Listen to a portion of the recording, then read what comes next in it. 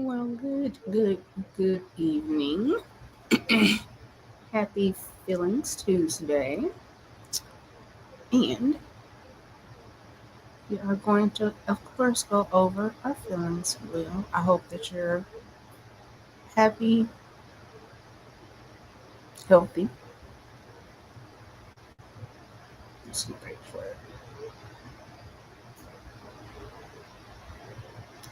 humble. I hope that you're feeling one of those happy, healthy, or humble. Very sexy red, very Jalen. Thank you both for being here. We are running behind slightly, and we're going to use being behind slightly as an opportunity.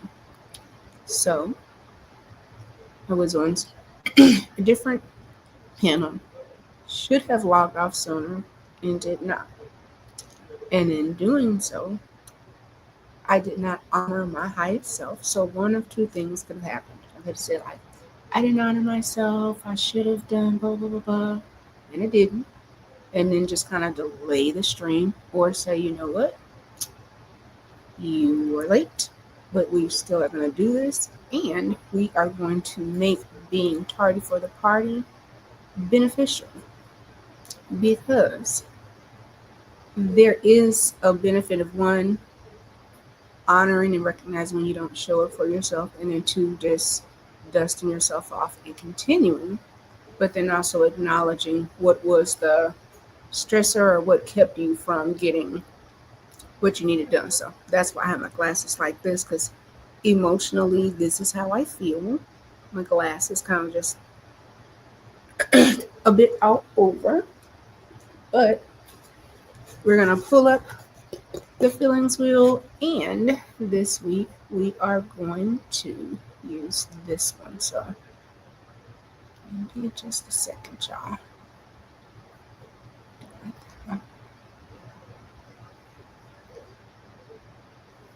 Bang.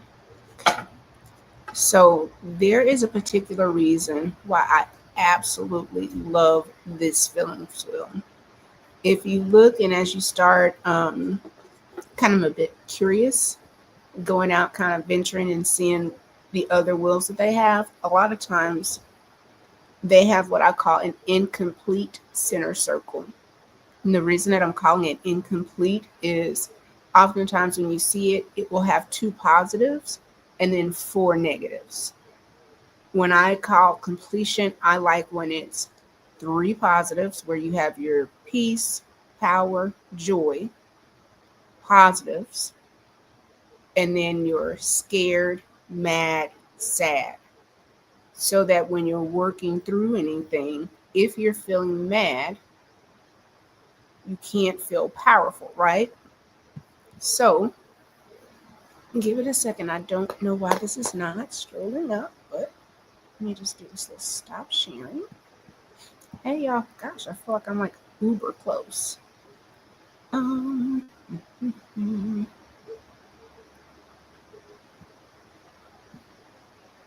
I'm glad you're here. I'm not quite Jalen, thank you for being here. Very sexy red, thank you for being here. So last week we also did pranayama, talked about our breath work, went through, and we talked about some of the movements and the feelings and the sensations. So we talked back to this when I'm saying completion. Look at the center wheel, and I'll use today. If I'm ever on a panel, when I get off, I typically feel one or two things, either mad or sad. Sometimes. Other times I'll feel all of this, the peace, the powerful, the joyful. There are times when I feel scared because I feel like people can present less than smart, but I'm sure they may be having the same um, POV for me, right? So I can't be too much into it. So today, am I more mad or sad? I'm more sad. I'm definitely more sad. And I'm feeling tired, a little bit of guilt, which guilt is really, really hard to work through. And it's not guilt in a sense of bad, bad, bad, but guilt in the sense of just not showing up for self.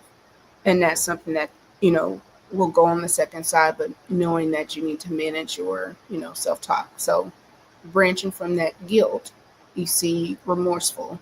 And I understand and I can express what I'm remorseful for. So I can write it down, journal it. The other thing that I said was what tired, sleepy, yes. That just means I need to probably go to sleep a little bit earlier today, practice some good self care, good shower, soak. Um, Now, I said guilty and tired. So we have those, and that's just mining out how I'm feeling right now. I don't want to stay on this side. So if you look at sad, straight across is joyful.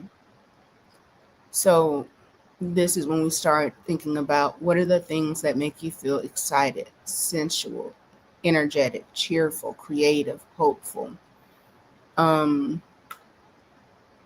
think about it, and then when you're doing that, is it making you feel daring or fascinating or stimulated? Are you amused? Is it playful? Does it help you to be optimistic? So these are the states that we want to come from: remorseful to daring, from apathetic to amused or playful, from sleepy to optimistic. And if we took that last example, oftentimes when you're melancholy, depressed, you may feel sleepy. You probably do not feel overly optimistic. So that is that thing of how am I presenting and where do I want to go? So when I say complete, I like it to be this way because one, it gives you a far better positive scale and positive emotions, right? Um, in yoga, you want to think you have the yin and the yang and the balancing. So you want for that to be balanced in all things. So always just kind of look and just kind of assess. Now, this is just a feelings wheel, or this is a feelings wheel. Let me control the words. So this is one feelings wheel. I really, really like this one. This is probably my absolute favorite. I'm trying to order a big blanket so I can put it behind me and demonstrate when we're working together. So the next thing is this is the feelings wheel from um, K, so kindergarten to third grade. Now, mind you, I'm sure if I left that date, people would be like, "Oh, she's trying to be funny," and it's like, no. Oftentimes, first things first, we need to simplify what's going on.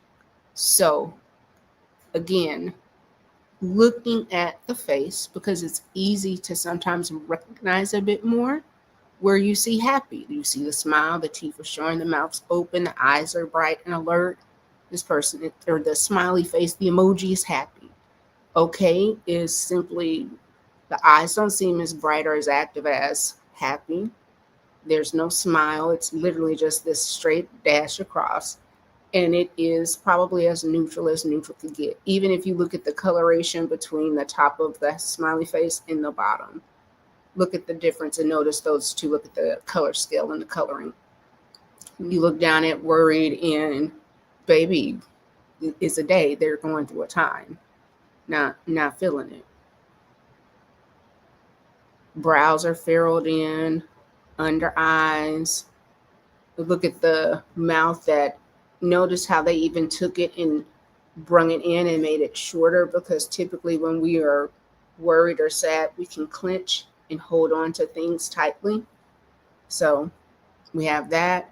And then when we look at mad, you can literally see it, the coloration of We have this yellow where it would be like that solar sacral.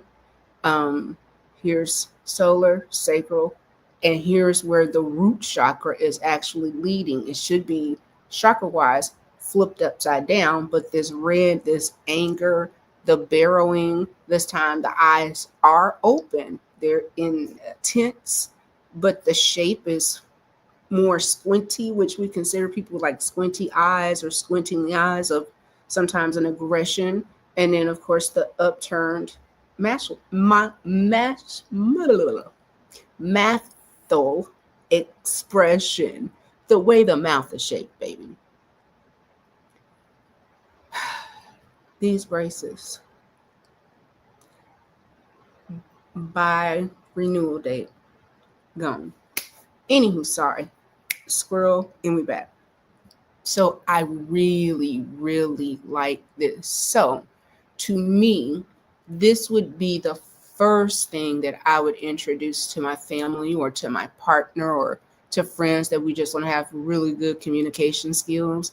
Heck, y'all could even have a wine party and learn how to develop the skills and feel really comfortable with them and practice them together and then introduce them to the family. A brunch or uh, heck, I would even say, like, I see a lot of people doing the line dances. As a line dancer, you could, as the facilitator, put that out there, ask them how they're feeling when they come in, and then how they feel when they're leaving out, give some feedback, probably be able to customize and kind of data mine just with this alone. So I like to try to utilize tools in all areas and all aspects. So you can use it, business wise, and then also personally. So we have this. This step one. We're going here, right? Like we're gonna get really good at this, and then we're going to go here. Now you see what it says: grades 4 through 8. Okay, whatever. I'm gonna pull it up because if you can see it, you're gonna feel like I'm trying to be facetious with you. So I'm gonna roll it up. Here's what I'm going to say. Chakra wise, it's probably no chakra wise it's going to be balanced to a point to where it is not about the age, it's about being able to take that same center circle and then add some information that allows us to express our feelings so other people understand how to deal with that interaction, because that's ultimately the goal, right? Is having a positive interaction. Let me see if you have any comments. Thank you for those that are here. Please comment, like, subscribe. If anybody wants to come up, if you have questions, I did say that I would answer anybody questions. I would, and when I'm saying anybody, I'm saying anybody, but also any body type. I'm willing to at least try to look at your body behind. You don't have to come up on camera for an adjustment for any type of movements. Last week we did figure 4 piriform stretch with a guided meditation. We'll do another stretch and a bit of a short meditation. But back to the feelings, Will. Yeah. All right. So we're back at this center circle. And within this center circle, when we look at happy, now it's saying thrilled, excited, or glad. So take the same example of what I said. If you're going and doing line dance and a little bit of boots on the ground, you leave, or when you get there, how did you feel? I'm super excited to be here. Now, let's look at mad. Let's think about what our experience could be. There's a possibility where you could be furious, annoyed, frustrated. Going around, we see sad, maybe because you got frustrated. Now you're depressed or you're unhappy about the situation, disappointed. So now that sad and mad can overlap. Now we get to worry because I probably bet you if all this is going on, now you're either confused, probably overwhelmed, dealing with a bit of anxiety. These are the stressors. Now, this is how it's branched out. When I said incomplete earlier, how it's got the three negative, and okay is neutral. And I don't want to teach that okay or contentness is not a thing. Um, so we'll do that. Contentment's okay is okay. So you're either calm, fine, or bored. Um, I don't love the word bored, but if it's a boredom because it is stable and you're used to non-stability, okay, I'll take bored. Then we have happy, and then with happy we have, sorry y'all, the babies are okay. So with happy, you have glad, excited, thrilled. So we work the whole wheel. Like I said, you just want to build on top of. Give yourself and give the people that you care about a way to be able to connect and talk about feelings in a way that is, I don't want to say less hostile, I'll say more mindful. Because then again, as we come to that center circle again, I can say what I said earlier was what? That I was a little sad and mad. I was mad at myself, so I know I was being critical. Um, uh, Hurt in the sense of just not, like I said, not showing up for self. And with that, if I had to go to the outer, I'd just say frustrated, um, irritated, a bit irritated with myself. And then I can also say skeptical, because sometimes we have a fear of what if it does work? What if the channel grows? It's one of those things. Now, in the sense of coming on here and being vulnerable and just kind of working it through for myself, I the opposite of mad is powerful. So I do feel aware, very aware of where I am. And I'm going to say important that I put me showing up for myself, regardless of if it was attached to a shame. And with that, I feel like it makes me feel discerning. I'll say discerning and worthwhile. And that's how we work that outer circle. Like you just go from layer to layer to layer of really being okay with showing up and owning how you feel. I went on one of these panels. It really pissed me off. It makes me super upset. I don't feel like my best self shows up. How is that, how does it kind of manifest when I'm talking about scared? Because there's some things that are said that can be absolutely frightening. And it's just like I feel hopeless and insecure and anxious. And that's calling me to feel overwhelmed. Oftentimes I am embarrassed on what people are saying and bewildered.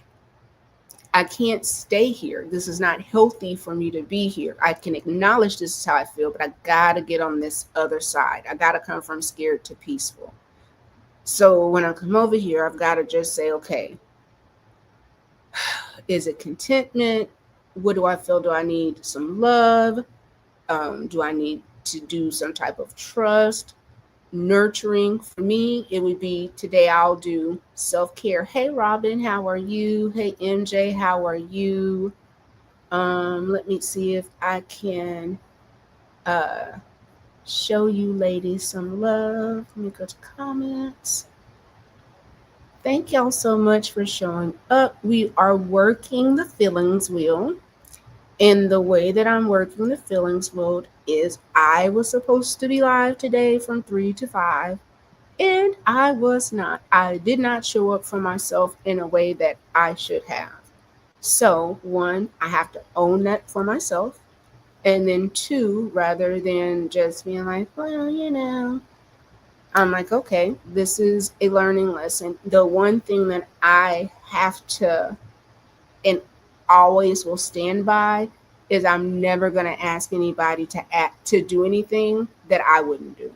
So I'm not going to ask you to be uncomfortable or be vulnerable, and then I'm trying to appear stoic or like it's like, nah, that's just not where I am, and that's not what this is about at all. I love what MJ says. I understand breaking out of your comfort zone, but it's supposed to be worth it. Be very selective about who you give your presence to. And I understand. It is, I, I understand. You don't have to say anymore. So, again, that is why I'm legit working the wheel, because it's just like, okay, this is why I felt compelled and called to do it. Oftentimes when they say like when the student is ready, the teacher appears, but oftentimes the teacher can get just as much, if not more, from the student. Oh, I want to see what Robin is saying. Let me go back here. Okay, let's see. All right, Robin said, I think it's hard for people to break out of their comfort zone in this space because of all the negativity. Yes, I do. I agree. It thrives off the negative energy. It's so many bitter and broken spirits crying all day on the panel. Yeah, I have to venture out from the sector from time to time for my mental health. When y'all don't see me, it is I'm either watching animals, I'm watching little kids smiling, I'm watching family vlogs, people sewing, um, and also I have a very peaceful life. Um, it's we're parents of adult people. Um, so just the reality of if it's just you and one other person, and the friendship and the companionship, and then being able to have like parasocial relationships, but also not have to have people like in your home, which I hate. If I'm not gonna go no further than that. Rule of thumb: don't ever get comfortable in this space. Yeah, I'm seeing some places and some people saying things like things don't replay well, just be careful. And I was so excited when I came over and saw that you did true crime. I was just like, oh, that's not this. This is not that at all. And then when I went by Sexy Red and it wasn't, I was like, oh, okay, so there are black people that are a part of the community, but their channels aren't connected to the razzle dazzle of whatever it's gonna morph into. I do think, and I was thinking about this as I was sitting here because I'm contemplating. It'll be cool to know I was a part of the forefront of something, but also I I'm not hopeless. I'm not unhappy. I'm not mad. I'm not living in lack. So what a lot of people are saying, it doesn't resonate. It just doesn't resonate. And I don't think it has anything to do with like partnership. I was a fulfilled person, non-married. So it just seems I don't know what and how to convey that some women are okay married or not. Some women don't value men as the prize, and it's nothing wrong with them. That's not what they want. And I think a lot of us are seeing how we've been manipulated, and just acknowledging like we just have to let folks do what they, I don't want to say do what they want, but be mindful. Let me see. So Robin said, this place has gotten nasty and people spread rumors. Oh, I'm sorry to hear that. He said they think trolling warrants for people to make up lies about you. Oh no. Um, I was not good enough today, and I don't regard what I did. Oh, I don't regret what I did. So I was not good enough today and I don't regret. I would not use the word not good enough because that's, you don't assign yourself good or bad. You just are, right? The state of doing something that doesn't meet an expectation, if it's yours, then you did not show up for yourself. Yeah. But the good and bad, like, don't, that's very, very, that's that shame blame type of thing. And what they'd never say is shaming is probably one of the worst emotions that you can do because it's a feeling that's assigned outside of yourself. If you feel guilty, you can switch that. If you feel sad, you can work with that. But the condition of outside people shaming you is a condition that, unless you change the environment, it sticks with you. I hate when they say bring back shame. I think we need to say either bring back consequences for behaviors, but the shame thing, never been a fan, never will be one. I get it. I get it because some people be doing the absolute most. Okay, I'm never ashamed. Okay. Have you ever heard of a lady named Mel Robbins? Yes. She's. It's not Atomic Habits. She's. I think it's the 25-minute theory. I think it's. She also has Let Them. Um, as you can see, I like her. I like Brene Brown. Brene Brown has some TED Talks and also has some um, Netflix specials. I like Esther Perel. If you are dealing with relationship things, Esther Perel is such a phenomenal resource. Um, who else? I'll try to find a couple of other people that I will go and look and watch, maybe perhaps on the page or on the back thing. There are readers, one or two that I will listen to, or just certain people that just for shits and giggles, I will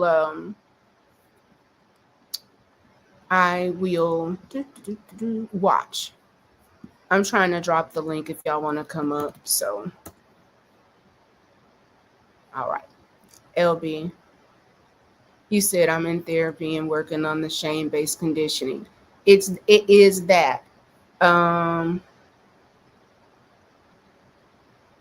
Miss Jalen said, I don't feel bad for any of these avatars. They're full of bloop bloop. Okay.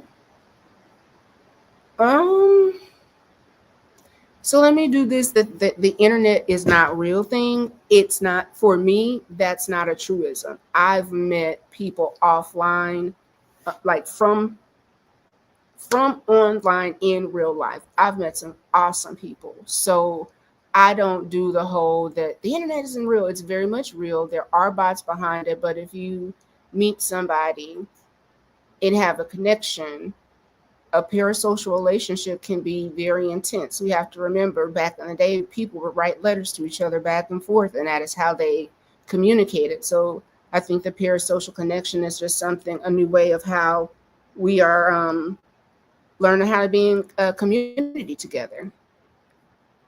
Hey, MJ, how are you? Hi, how are you doing? I am fantastic. How was your stream?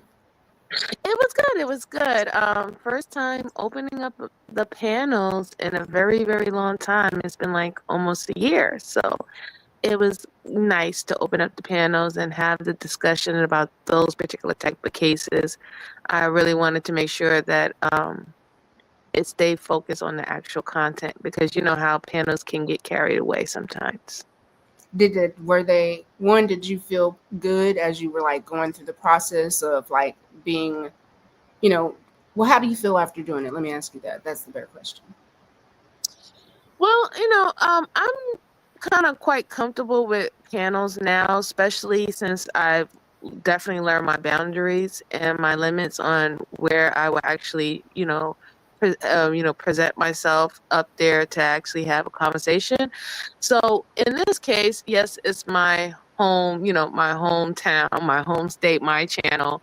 And Hmm. the individuals that came up is people that I had conversations with before and comfortable, and I like their, uniqueness and them being genuine individuals. So to me, it was a great show, regardless. Okay. Well, that's good. I'm looking forward to being part of replay gang. But Um, yes.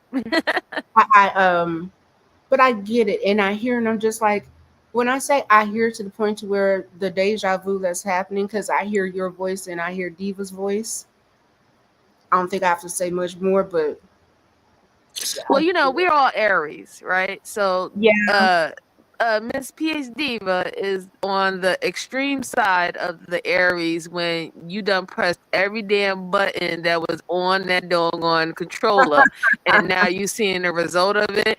And I'm like somewhat in the middle, right. and you're on the far left. I Yeah, noticed that. So, I'm very just like, okay, and like people are like, is this it? And it's like, no, it's just I've worked for this. This is not anything where it's just like it's taken time, and it was not always this. It wasn't like scratch your head off, cuss you out, um, will fight in a heartbeat. yep, absolutely. I have completely changed, and that came with age because I know everybody thinks I'm very nice, I'm very polite, and I know how to keep my composure most of the time. But there was a point of that, I was pretty much like how PhD was, you know what I'm saying? And I was a lot to take in, but after, time and growing and just realizing that, you know, you just you're just a little bit different. You're in a different Mm. era of your life. So yeah, I just don't have no time to even be angry or fussing with anybody anymore. I'm past that. It's Yeah. just move. That's why one of my logos on my channel is move the fuck around, because that's how I'm feeling with you. Like, if you don't So move around, I'm gonna push you. I'm gonna push you out of my fucking way. But I'm giving you the option to move around. That's how I feel. when I tell you I am in full on fucking mode, when I'm like, I'm not trying to be mean, it's just like, okay, is this like dire? Is this, if not, no, just no. I'm like, between the political scene and everything else, is like, if we don't chill out, we all gonna be walking around here with some horrible heart issues, tummy problems, and you can only control so much.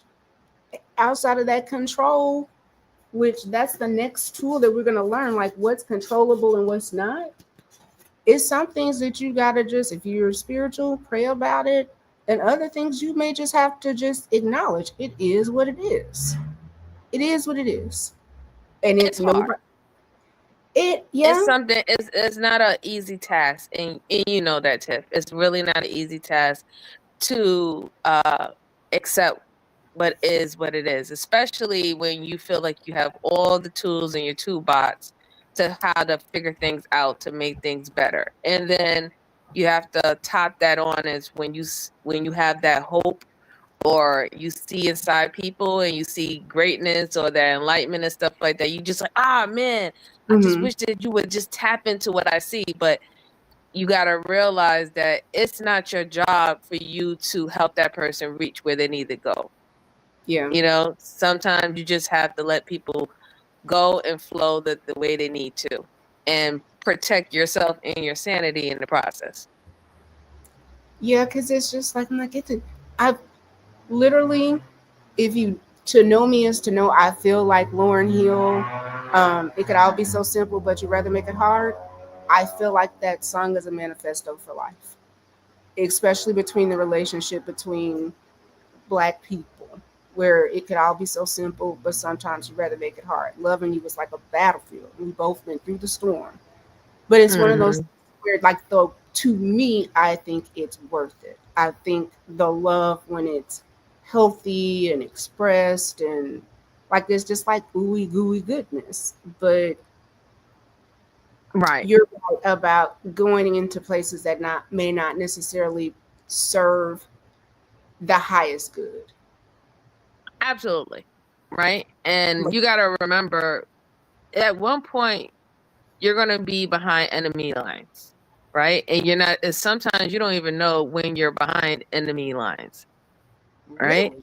So you have to, you have to be safe, and you have to understand that one of the biggest things when you have opposition on what you're trying to do, they will come as just being some opposing view or opposing thought, but they really have other hidden agendas behind it.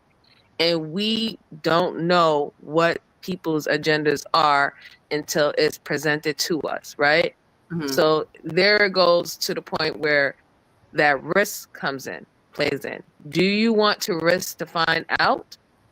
Do you want to put yourself in a position where it can go left or it can go the way that you want it to go?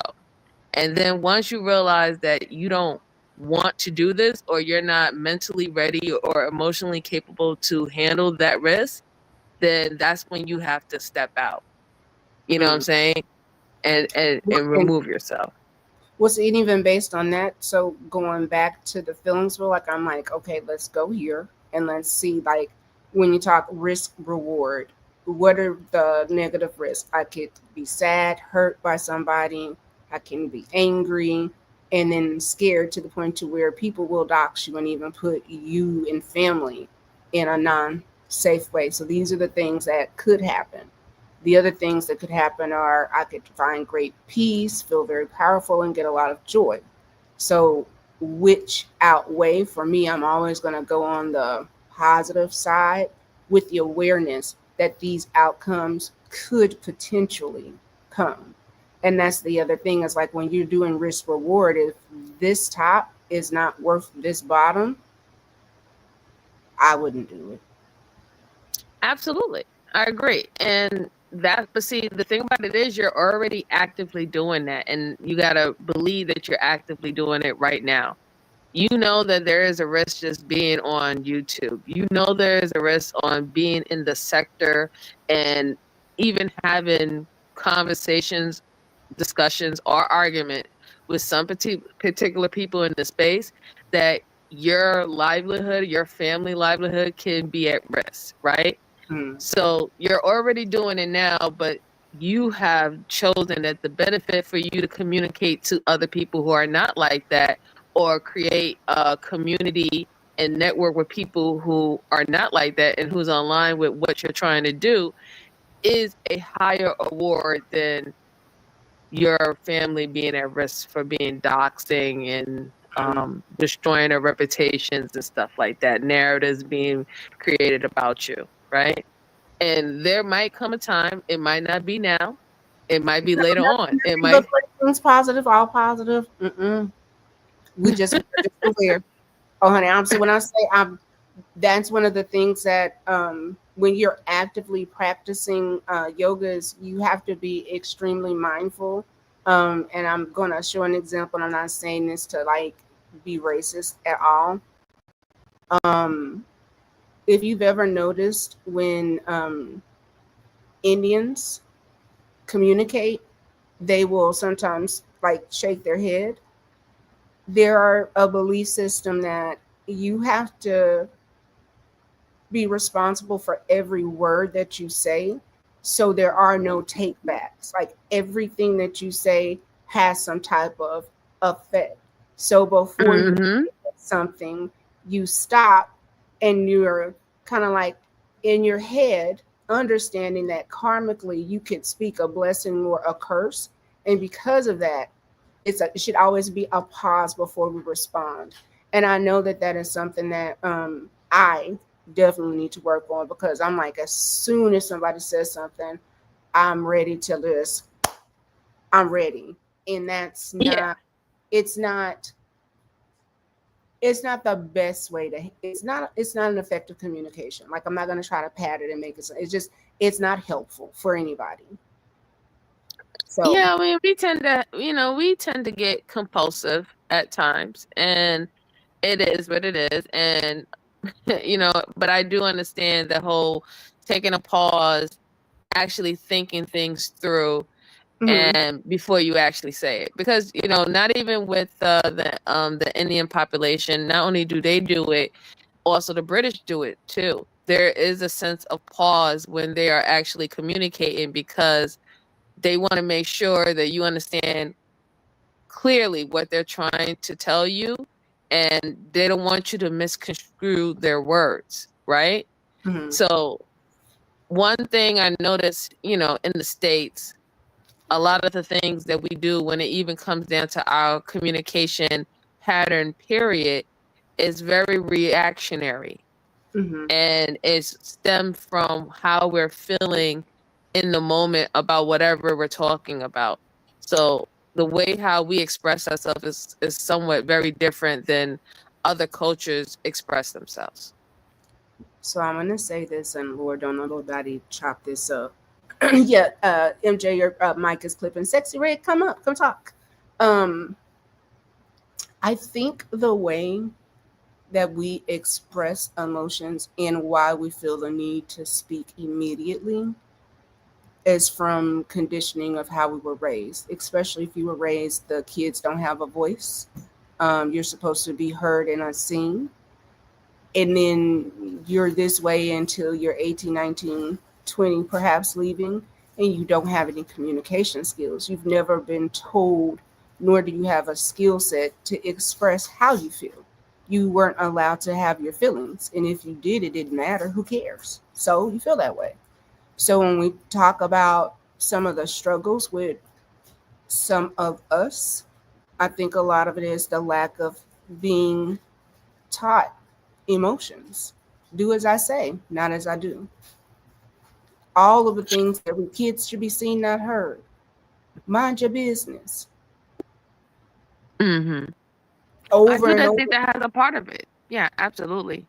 I think upbringing does play a part on how we communicate to others and even amongst ourselves, right? There's a Mhm. language and a lingo that y'all understand as a Texan that is going to be completely different than how we talk as New Yorkers or people from the North, right? Like, for Yes. example, how y'all always get on us about what we say, yo, son. To y'all, us calling someone else your son or that's my son, y'all take it as disrespect because you wouldn't say that to someone down there. You identify that as you belittling them as if they're a child that need Hmm. guidance. However, it's a completely different terminology used as a New Yorker when you say son. That is like a term of endearment. You're close to me as almost as in blood, or I view you as someone of importance and value, like I would as my son. But you wouldn't understand that unless you are built in that culture to understand why they use the words that the way they use it. Right. Yeah, no. I mean, on Fridays when he'll be DJing and that North stuff come on, I just be like, why is it so aggressive? Why is it so? The just y'all's music is so like what? Nobody's happy. Nobody's having a good time. You go, and I do. It's like, oh my god. And No, no, no, Tim, you got it wrong. See, y'all don't, y'all don't you have any only happy hearing the mouth. rough side. You're only hearing the rough side because Camp is from Connecticut, and he listened to the rap music and stuff like that. So you're only hearing that particular, I guess, rough side and the streets is watching type of situation. But there's a lot of happy-go-lucky songs that we have up here in New York. The things that you have the elderly and your uncle, you remember the One of the uncle with the songs, good hip who was the best dancer back in the 1950s, who always want to jump out on the dance floor and cut a rug. We have those hits too. so you want a chicken noodle soup and Tiana Taylor me, huh? Oh, okay. Google Nah, baby. absolutely not. No, no, no, no, no. No. Google me, baby. No. We pull out the old, listen, we still pull out the old jams, okay? We really still pull out the old jams. We still pull out the Gap Band, and we still play all the old songs from the 70s and the 80s and even the early 90s, and we're way into 2025. We do not care. I can receive that as a person like, oh, let me see, do I have it? Oh, did I move it forward? Tony, hey, I'll get it to get them for me. Um, when I tell you my husband been getting me fans for boots on the ground, and I've been boots on the ground and in the house. Not you boots on the ground and oh my. Girl, boots on the ground. You know what? Hold it down for a second. 1 second. How's everyone doing? I hope everyone is doing well. Please make sure you're hitting the like button for our good sis Tiff, who's coming with us with a great chart about feelings and knowing how to dissect when you are going from one emotion to the next and what would be the best option for you to move going forward once you analyze your emotions. I think this is a really great chart. I'm going to ask her when she comes back, did she create this or where did she actually get this chart? This is cool, really cool. It's really, really cool. It's so much of a breakdown. Oh, you're back. Okay, so where did you get this chart from? Did you get this? Oh, Lord, she got the fan. She got, oh my gosh. Not her with the fan. So I was going to ask you, Tiff, where did you get this chart from? Did you actually pull this from a book or did you actually create this chart? Oh, you muted, honey. Oh, you didn't get to hear my fan then. Hold on, let's. Oh my God. She brung out the Sunday fan. Lord Jesus. We ready. Boots on the ground. So where did I get this from? This is part of my yoga teacher training and my trauma training. So within the yoga that I teach and the type of teacher that I am, I deal with a lot of people that were dealing with emotions, holding on to things. And if you can't express to me what's going on, I can't help you. So if you can tell me I'm just sorry one to or two. sexy in the back. I'm sorry Oh, to thank you. yeah. Now. Let me at her. Hey, sexy. Hey, let Hey, me I love in. you. You my everything. Go How you see. doing? Get it sexy. Hey S-E-X-X. sexy. Hey, MJ. What's up? What's Hey, going man. on? Nothing much. Nothing. My mic So, is. Oh, there we quick go. recap. We are talking about the Feelngs wheel, of course. And this is a live demonstration of using the tool. Hmm. I did not show up for myself. I did not honor the time that I had scheduled for myself. So it would have been, okay, I'll just do it tomorrow. Or, oh, well, something came up and it's like, nope, you did not show up for yourself in a way that was the best decision for myself as a content creator. I can't teach the feelings wheel without facilitating and or using it for myself. So I was like, I'm gonna hop on, I'm gonna work the wheel and go from there. So that's what we're doing. And then MJ's just giving me some information as a content creator, being aware of the spaces that we share our Hmm. presence, Hmm. being aware of the engagement and or um, potential, um, just having awareness. And then with that, if Yeah. you notice how I'm like, I won't say struggling, but I'm being very mindful with my words. I was telling her a story that what I was taught by some of my Indian sisters and my yoga teacher is a lot of times when you see Indians, you see their like do their head and you see the kind of bobble, and they don't believe in like the redemption. Like, I read like, oh, I can't just plead the blood of Jesus and you get like a fresh start. There are no fresh start. So karmically, whatever you say, you put that out there. So if you Right. put it out there, either you pay for it karmically or your children. So you're very mindful of the language that you use. So I was telling MJ, I've got to get back to the point to where I'm not so reactionary. And then where we are now is talking about as Black people, specifically Black children, that we're not allowed to have a voice. So you surely don't know how to voice emotions. How do we now incorporate that, right? Because kids are to be seen and not heard. Don't be acting grown. Who you think you are? You think you fast. Stay in a child's place. Like, does any of this sound familiar? Almost definitely. It's just like that's like those three phrases is like well-known phrases in our community. Let's just keep it 100, right? Mm-hmm. Those are not foreign concepts. And I think that even though the reason why those phrases were said because a particular situation occurred, that those things were warranted.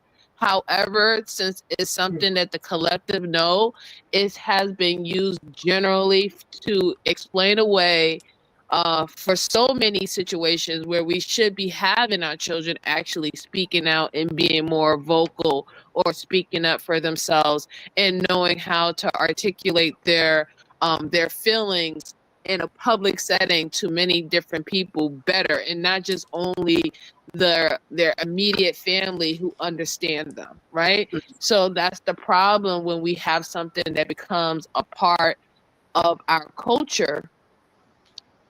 It can be put into so many other different concepts, Right. and it can be excused away and not taken seriously, or not, being identified as this is its own topic, this is its own subject, and we need to tackle it for what this particular subject is.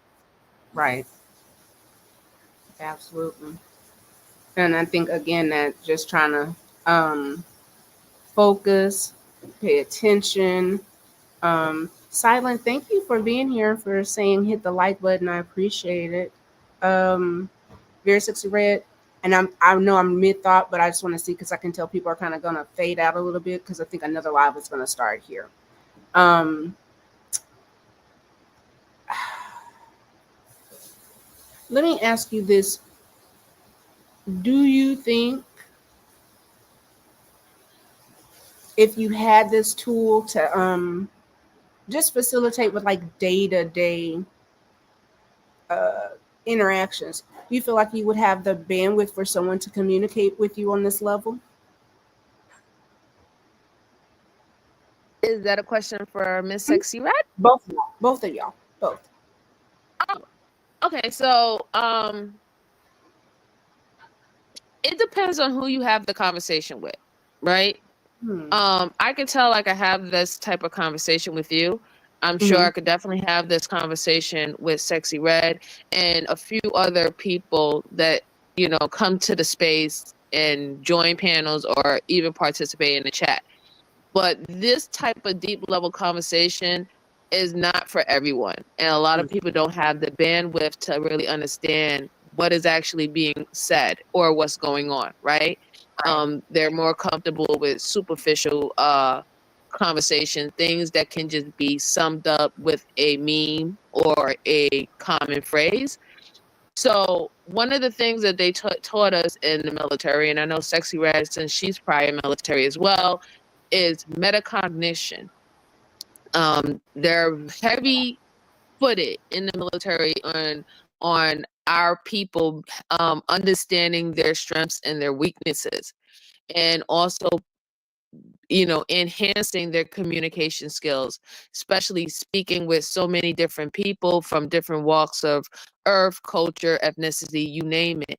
And that's something that is not really put out there and being developed when it comes to our youth, who starts to navigate dealing with society or being in social environments as the years go on, right? Mhm. This is something that we're not teaching in schools. They're not focusing on the youth's strengths, understanding their strength and understanding their weakness. In fact, What the was the term society you said? tells them, oh, sorry. What was the term you said? Oh, metacognition. Thank you. Yep. You can look it up. Oh, I'm Metacognition, what it's all put about, it is in. pretty much,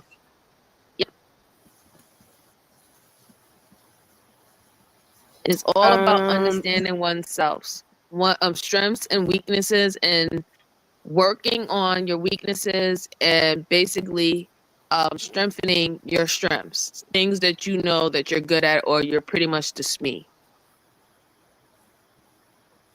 oh gosh, I have not heard Schmeed in so long. I'm old. Right? I'm old. John, no. No, when I say that, I'm saying no from corporate. I've not been in corporate since 2012. I haven't So been in corporate in a very long time too, but I still remember it. with a Smeed and a Smop, I haven't. I will be like, we need to do a postmortem about this behavior. So, Yes, but exactly. sexy. I didn't know that you were military. Yeah, I did 4 years in the army. Sure So did. It was great. what is it about the community that draws all these military people together? Because you're either in military or have military parents. Uh, There's My a my lot of family us. my family goes in the military back since the Revolutionary War when I looked it up. So every generation of my family has been in the military. It's kind of weird, but But I'm saying about in this community in particular, there's always some. Now I'm sure just as Black people, there's a connection, but there seems to either be a direct person that went or a parent within most of these people. because it's a stepping stone for a lot of people to get Yeah. to the next level, especially financially, I think. So do we think that that was maybe what also was sacrificed? Was the sacrifice was to do what needed to be done for the next generation and maybe not acknowledge emotions because what needed to be done. Well, I think and I think that's where we are now. The foundation was set for for the children to better themselves and their family. So some people had to make sacrifices. We didn't understand it at the time, but maybe we do now. I definitely agree with that. I think we're in a whole different era that allows us to actually deep dive in talk and address things that we did not have time to talk and address before. Before, it was all about survival. It was all about being in survival mode, Hmm. being able to see You a keep hot clipping, meal. MJ. Did you get a new I mic? am. Yeah, girl. I be listening to everything you be Is it saying, but it's is clipping it close? bad. Maybe it's are you closer to it than normal? Are you I'm using a probably different am. mic? Oh, okay. Hold on one second. Let me see if this helps. Hold on. But yeah, I think they set like somebody said, they didn't have time to think about that. But did they Hmm. even have the capacity to even think about that? Right. It was more like she said, it's survival. Now Yeah. that we survived, what do we do now? Right. Now we work on the feelings. Now the children are being raised better in better environments. Their emotional needs are being met in a Hmm. much better way than ever before. I don't think they had to even think about that. Yeah, I think about the things that we were Sacrifice comes to mind. sacrificed. They Yeah. had to sacrifice, and we don't understand as children. We're looking at them be, upset, scared, feeling helpless. I'm like using the feelings wheel. But, as children, we look at our parents and, we don't realize that they're people too, that they go through things and they don't know how to verbalize what they're going through because their parents didn't teach them how to verbalize. So it's just now that we have the capacity to learn these new things like the feelings wheel, we can express ourselves better. Right. Well, and I love that you went all the way there, both of you, in the sense of just being able to like honor, like they just didn't have it, acknowledging that we do have some different skill sets. Because I think about the things that were told to some of my cousins of, I, I beat you so the white folks won't, or either I'm gonna beat you, they gonna beat you, I'll beat you, they'll kill you. It was a lot of like trauma associated. It's almost like they were trying to beat the wheel out of people. But they got that. They think where they got that from. The Well, plantation. Yeah, it's and just carried down and trickled down and watered down into. We just think this is just a black issue, but we know where we got it from. so let me ask Do you I this. sound better? I think so. Yeah. Awesome. Awesome. Awesome. I So, agree. Go okay. ahead, Tiff. I'm sorry. No, and we're there. And if we don't want to go there, we can go. We don't have to. But I'm wondering if we can do this feelings wheel together. Hey, next level. Thank you so much for stopping by. Everybody was on Basharan today, right? Yes. Okay. I was So asleep, girl. did you hear any of it? No. Okay, so let me ask this question. It's probably better to do a generic anyway. Yeah, let's do a generic and not associate. So let's go to the feelings wheel, and we're going to do it together.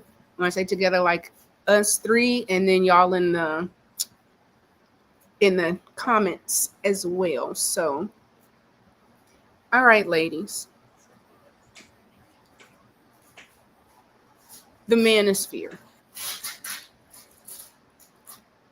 Give me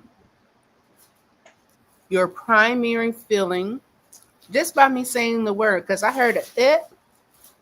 So, manosphere, when you hear the word, how does that make you feel? It's Disgust. disappointing. Using Disappointing. using the feelings wheel. The first initial, mad, sad, or scared. Which one do you feel? I'll say mad. I'm not even mad, but I'll use it. Okay, so both mad. Outside of mad, give me that second ring. I'm gonna go with scared. No, second as in you see where mad is and it's a Right. deeper. Well, she said mad, but I'm gonna say scared. Just Oh, so we you're can have a switching different your answer. Yeah, primary. yeah, yeah. So we can just, so we can have Okay. different Okay. Examples. So, what is the choices for mad? Because I can't really see it on So my it end. says hurt, hostile, angry, selfish, hateful, critical. I would say hurt. Okay. mm-hmm. And that final ring is within the hurt. Do you feel distant, sarcastic? Are you frustrated, jealous, irritated, or skeptical? Irritated. Irritated. I think that's fair. And what's interesting is, you know what, with irritation, the source for that is hatefulness. You feel hatefulness. Well, So do there's a lot of hate. but, There's a lot of. do you get what I'm saying? How you can now use it and work it into where you're irritating me. I'm feeling hateful towards you, or I'm skeptical. I'm critical of you because I don't really trust you. So you Mm-hmm. can work it from center out or out in. Because if you say, I feel stupid, well, where is that coming from? You're feeling shame. Why? It's sadness. But looking at this, that stupidness, when we start looking at guilty, shame, depressed, like the ashamed, is this something that I did? Is this something I control? Because if not, I have to throw that away immediately. If it's something I control, then I have to own that I made a choice that didn't serve me. And then I need to start working on going over what's going to make me joyful. Maybe I need to do something creative just to kind of get me back in the right state of mind. And what makes me, feel creative? Maybe I'm playful. I need to go to Six Flags or um, color something stimulating. Maybe I need to go ride a fast car, jump off a building. But there's a way to balance out this emotion scale. And again, that's what yoga is all about. When you say to yoke mind, body, and breath, all three of those have to be even. All three of those need to be at samadhi, where you are just kind of temporal. Where if you look at that line between anxious and overwhelmed and daring, that half and half, it's the same thing that you would see in a yin and a yang. You're always going to see a balance. And when you see that, then you don't have to associate good or bad to the feeling. It's just a feeling, right? And I think that's the issue is we've been told that negative feelings are bad to feel. So don't feel them. Because it makes them feel scared or confused or discouraged from expressing their feelings. And also, I think in our community, we're discouraged because it's seen as a weakness or a vulnerability. Are you trying to be a victim type shit? Mm-hmm. I mean, yeah, there's some weaponization for sure, but I think oftentimes I'll use yesterday as an example. Y'all got hit with the oh he's being vulnerable, and I'm just like this is smart behavior. This is a thing, and this is what sometimes very handsome people can get away with because you are handsome and you get to act dumb. It's just like a dumb blonde. Handsome man can be like, oh, I didn't know how to do that. Oh, I'd never heard of that before. You never dated the guy that tried to make you feel like you were a genius? Yeah, I know exactly what you're talking about, and I know exactly what you're referencing. I did put in the chat that it is another form of tactic that is Mm-hmm. used to I guess manipulate or coerce people, Mm-hmm. right? And it's led on the basis of your ego, right? If Mm-hmm. they can identify that you're a type of person who finds joy as being the person that uplifts someone, and not because you uplifting them because you want to see them good, you're uplifting them because you want to pat yourself on the back. Those particular people will gravitate to you, and all they have to do is make it seem like they look so low or they devalue themselves, and they're waiting for you to say, don't say that, Oh, you're right. perfect, Oh, God, you're yeah. great, you're special. And they're no different than the bold and blunt narcissist. They're just covert narcissists, because if you can see this person's name and this name shows that they have a ego about them, however, they're telling you that they don't see value in them, where well what you put as your name or your title or what you go by is completely different than how you're expressing yourself verbally. You did not have to snap like that. Mm-hmm. Because I'm just glad because sometimes I often wonder if I'm just being mean. And I'm like, am I being mean? Am I being like overly critical? Like maybe this. And then when somebody else, I'm like, okay. So it's that If you're feeling that on a panel, most likely that is being directed towards you because you give empath, right? Mm-hmm. So whatever somebody gives toward you, you're gonna soak it up like a sponge. And you think it's you, right? Because it happens to me, especially when you're new to this space. You think everybody's on the same team, everybody's cool, and you quickly learn that no, people will try to pick you apart because something about them that they feel insecure about.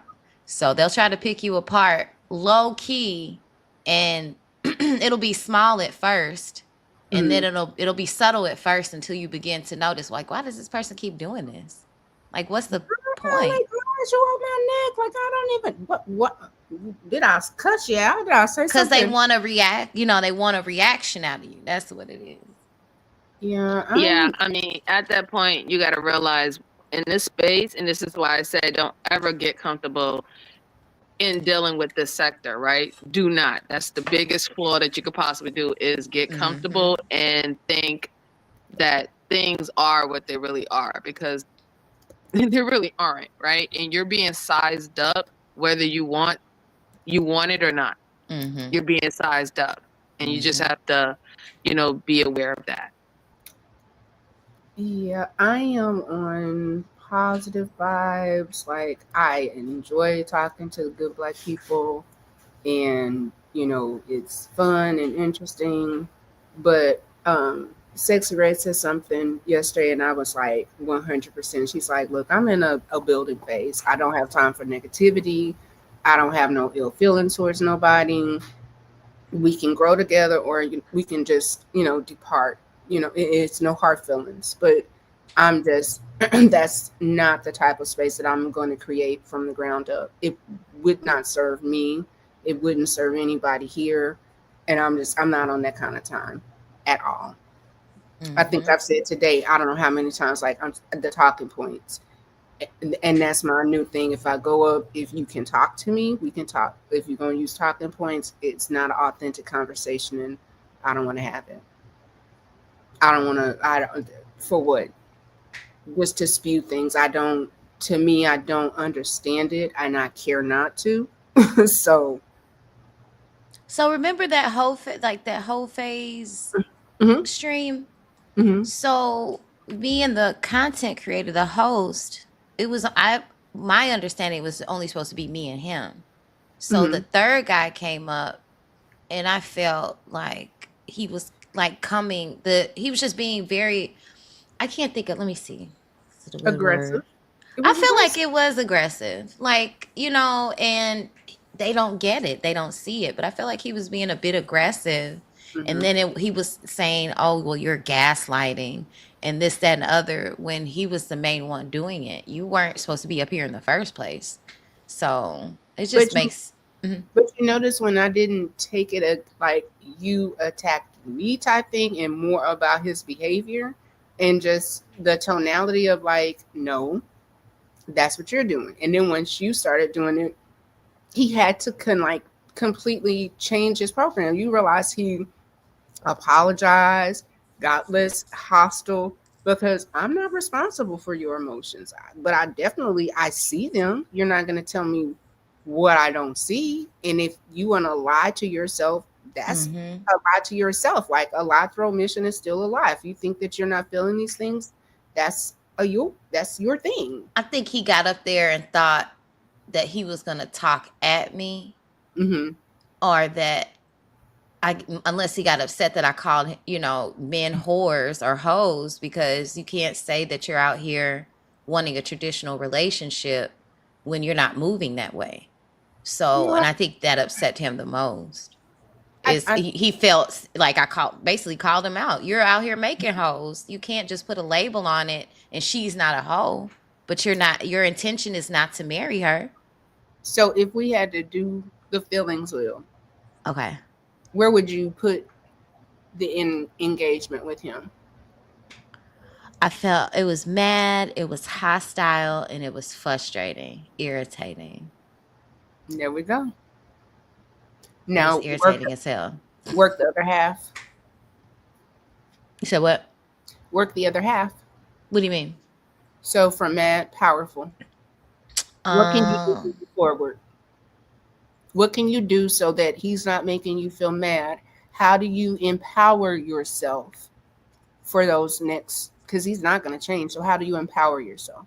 can you go down a little bit? Cause Yeah, our, got you. I cause see what you're yeah, saying. Yeah, it's cut off a bit. I felt our well first be aware, gain awareness of myself and my feelings, because also being aware of myself, I'm aware how I affect other people. So, discerning. Yeah, discernment. The wheel So is it. I had a mindfulness class before. It was great. mhm. So, the feelings wheel is great. It was a tool that I used before, but forgot about it. Thank you, reminded me about it. So, this is No, good. it's one of the things to where, so if I ever get to like when I hit the fail wall, the first thing I do is I'll pull this out. My next step is I'll read the four agreements, and then from there I'll start just doing different things of prayer. But I always try to do a reset with one, just really just like honing in on what I'm really feeling, And then being honest about, do I want to do the work to get to the other side? Because it may just be a season of sadness. I may not even have the bandwidth to attempt to process. Like, this is just the state. This is just where it is for right now. And I think a lot of times, even in that, we've got to just honor it. Like, this may be a season that we've just got to honor. This is where I am right now. And I just wholeheartedly, I don't have it in me to work it right now.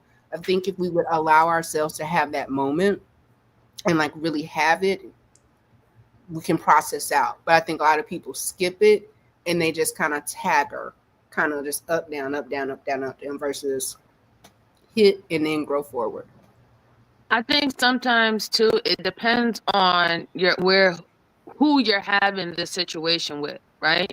Mm-hmm. Because I'm a firm believer that sometimes you need to just say what you need to say to a person and leave that shit on the fucking floor. And this is not to psychoanalyze yourself or reanalyze yourself to fix something with you. Certain people gets the response that they get, and that's it. Now, if it's someone that is of value, someone that you have never really experienced this before, and it caught you off guard that maybe that you can be doing something, then yes, go ahead and take the special steps that you need to reevaluate yourself, understand how you was feeling within the moment, understand where you want to grow and move forward with that. But that doesn't have to be something that you have to do with every single person, right? Especially if you are with a person that you notice that every single time that they're in your presence, you're getting this type of anxiety and stress. You are already getting enough keys that this is a person that is toxic to you, right? And is not good for you, and is not good for your mindset or whatever. So the best thing that you could possibly do, if you have to express yourself to them, go ahead and express yourself to them, stand up for yourself, do whatever you need to do, but leave that shit exactly where it's at. You do not have to psychoanalyze yourself and think that it was something that you could have done better. Sometimes whatever the fuck you needed to say was what needed to be said, and it's over, and that is it. Right. Okay. So what about this? What about in a situation where you feel like you've played yourself? What would you suggest using the feelings wheel?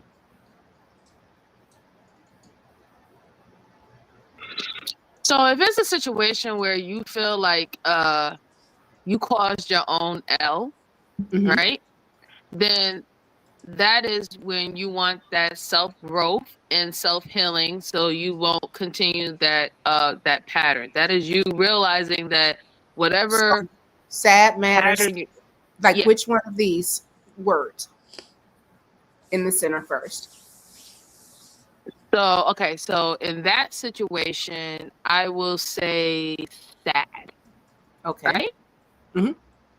And then what's the options again? Because I can't So see you it have really. guilty, ashamed, depressed, lonely, bored, tired.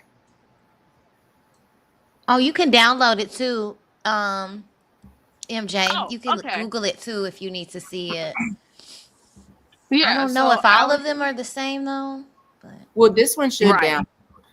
Did this not let you download? No. I didn't download it. I'm just trying to look at it because I'm on my phone. So I'm just trying to look at it Oh, on the screen. yeah, if you need to Google it, you can too. Oh, okay. Okay. let's see if the Yeah, link. so I would just say embarrassment, right? So cuz it's an L, right? Mm-hmm. And Mm-hmm. Mm-hmm. Oh, wait. That's not on there. So guilty, shame, depressed, lonely, bored, tired. hmm. I would say Let's. guilty. Okay. Why guilty? Um because a lot of the times when it comes down to an L, you initially thought that you was making the right decision. And that's where the hurt come from, because you thought you made the right decision, you banked on yourself, and then it didn't turn out that way, so you feel guilty because of that. So remorseful, stupid, inferior, isolated. apathetic, or sleepy? Hmm. I would think more remorseful. Yeah. Yeah. Dead on. Yeah. And Sexy Red, what about you? Oh, where you said when I You failed to show up for yourself. You feel oh like you played yourself. Like, man, I knew I, when you feel like I knew I wasn't supposed to do that. I knew I shouldn't have been I over would there. say I would feel scared, insecure, and discouraged. Okay, she better come on now. Well, I'm just loving this for us. So we're already at our hour mark. So if you look at a chakra system and look at the feelings wheel, the base chakra for your root is mad, it's red, and it's anger. There are a couple of things that when we need to do root chakra work, one, the mantra that I like for people to do, because the madness a lot of times is associated with fear, is I'm safe. Because if you look at hurt, hostile, anger, selfish, hateful, or critical, safe is nowhere in an association of that, right? If you feel frustrated, sarcastic, distant, skeptical, you do not feel safe. So you have a right to like really examine really quickly, like, I don't feel safe. Now why? And dig. But if you don't feel safe, immediately just like honor it, because you may find a pattern. Does that make sense? I noticed my pattern the other day. I figured it Really? out. I don't want to share it, but No, I no, no, no, figured it out. absolutely not. No, no. Yeah, So yeah, here, yeah. yeah, absolutely not. No, I don't want anybody to share anything specifically, because I do believe that like it's gonna be, as right now, a really unique demographic just because of the space. But even as we grow, there are just certain things that personally that it's just for a smaller, more intimate. I've been Nobody. waiting for y'all. Yeah. Okay, I've been waiting for Yes. y'all for a minute. Look, I'm just like, if we could get a morning show popping, but it just seems Yeah, so male dominant. it is. And, It's a. We have to stop thinking we are putting ourselves in a box by saying this space. We can make mhm. this space whatever we want to. We don't need nobody's permission. I don't need a male's validation. I don't need a male's permission to go on at any time that I feel like it. So I think that's the first when I come to thinking about this space, it's whatever you want it to be. I think we put Right. ourselves in a box as women because we're in the quote unquote manosphere, but the manosphere don't even want us in it. So what's the point in trying to fight to be someplace that doesn't want you in it Mhm. when you can just start your own? And it Yeah. seems like the males are dominating the female conversations when they're not even females. And that's That beginning to was become okay. So I'm not the only person that notices that they're experts on how women feel, oh because no, they when just listened and then because they women, I'm like, yeah. I thought so sis, too. like which woman? Like, who told you this? You got this from your wife? You got this from your mom? You got this from a friend? Like, who told you this? Because this is not anything that I've never heard a woman say in my entire woman life. Ever. Ever. None of them. So it's just confusing women further to from their femininity. It's making women more masculine, if anything. But we all know that anything that we say as a woman, a man is going to take it and make it seem like his own work. Mm. So Well, and without giving the woman credit, because women, we don't mind giving credit to men. We don't mind saying, hey, I got this from I don't here. But these men will quickly take what you say, your talking points, they'll take your whole damn whatever, and then make it theirs, and then they won't even thank you, won't say your name, won't none of that. Well, I have a theory if y'all are willing to mine it out with me, because I'm gonna show y'all something. If y'all gotta go, I understand it's evening time, it's 8 o'clock, folks been working. But I wanna show something I really believe. Let me see if it will let me present it. I'm like, this is I am for certain. Oh, okay, I gotta. stop sharing that one. And then I click here, share the screen. That's not it. This is it. Was it the 80s? Y'all remember that movie?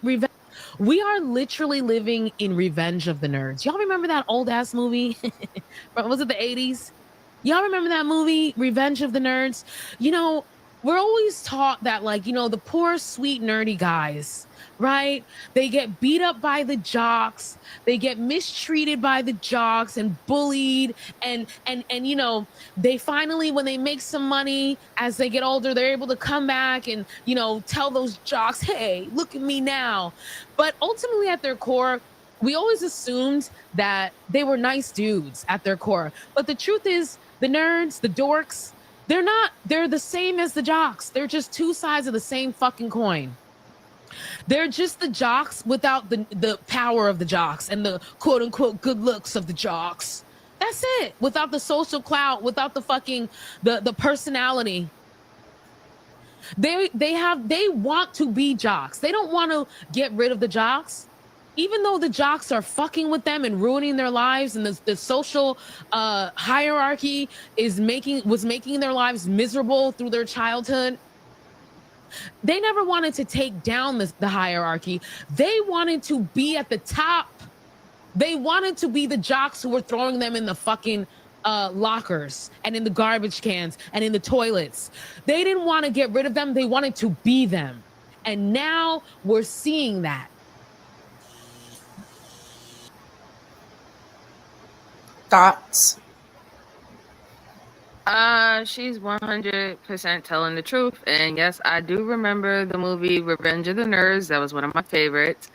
And what it actually is that this alpha male image persona is all it's all about looks, right? It's nothing deep about this alpha thing. It's about outside validation. That's one of the biggest problems when dealing with a alpha. An alpha has to have outside validation to even be perceived as an alpha, right? So these are people who want outside validation. They need admiration. They need people to look up to them and stuff like that. And she's right. These quote unquote nerds or beta males or whatever you want to call them, right? They never wanted how can I say? They never wanted women to pick them because they're the better person. They wanted to be able to do exactly what the other men do. And it's always been a competition with I have to prove something to the other man. It had nothing to do with I'm actually the better man to be with said woman. Because if that's the case, all these new geeks and beta males and nerds who are now starting to get alpha status when it comes down to having a reputation, being known on social media, or even garnishing resources, why does the same outcome of toxic relationship, toxic marriages, divorces, and domestic violence happen with the same so-called good guy? But notice Because the they're good not guy. I'm sorry, go ahead. The good guy No, doesn't want Yeah, to go ahead. I'm take sorry. down the alpha male. They want to punch down on women and blame their problems on women when the issue is patriarchy itself. Women get their ideas from patriarchy, not the other way around. If patriarchy is the dominant culture, then why do they blame women for all their issues? I never understood. You know what though, and maybe I'm gonna look for it right now as we talk this through. But quite honestly, we've got to be very honest and acknowledge that black women, white men, nor black men swing the elections. It's white women. White women are the swing vote. White women practice whiteness. So Mhm. there's a potential where a black woman may be on the same level as a white woman, she's never going to vote in a way for us to have equality. Never. And the sooner we receive that and just press Well, it we forward. know that historically because what when feminism was first starting their like Yeah. rounds, when the white women had their Yep. in Seneca Falls, they invited who was that? Anyway, it doesn't Harriet matter. Tubman. You're talking about Not Harriet Tubman. Frederick The su- Douglass. the Frederick suffrage Douglass. the suffrage movement, right? They invited Frederick Douglass, but they didn't invite the black women who were also talking about the suffrages as well. So you're right about that. Yeah, it's one of those things to where what I They invited a find black man, but not black women. that too, but the irritation of black women expecting white women to vote against their own benefit. And even though you would believe them voting with their husbands is not serving them, but DEI is now what? So however they feel, you know who's still gonna be able to get the jobs for right now? They're mediocre brats.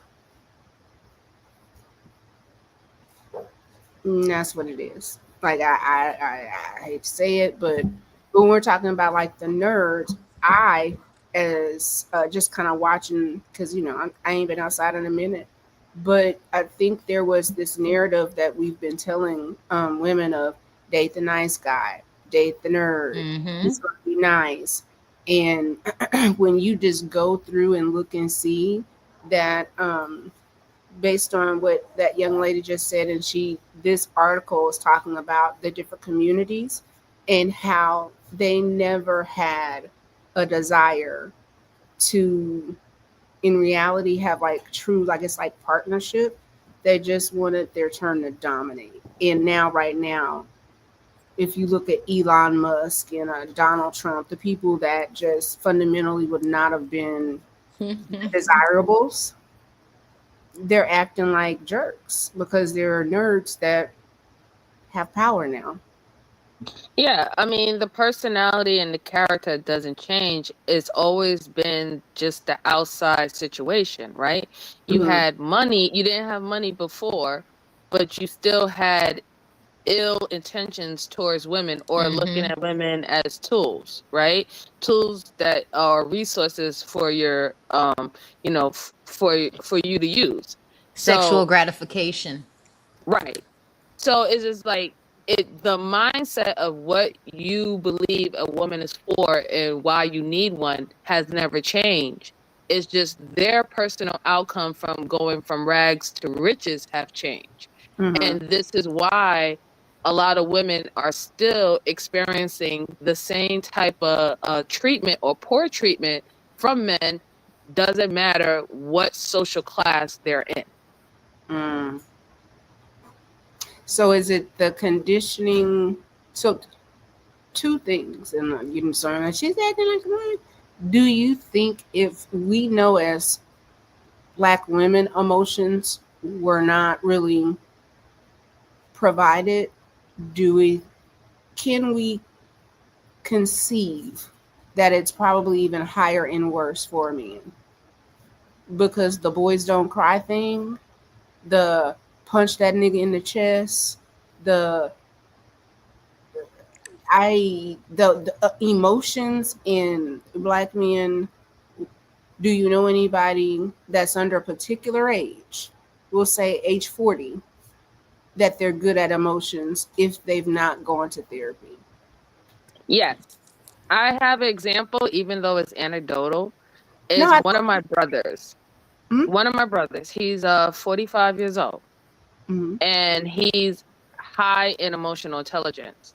Mm-hmm. But that's because we were in a household, a two-parent household with two high emotional intelligent parents, right? Right. So he's able to explain himself, express himself. He knows how to do it calmly.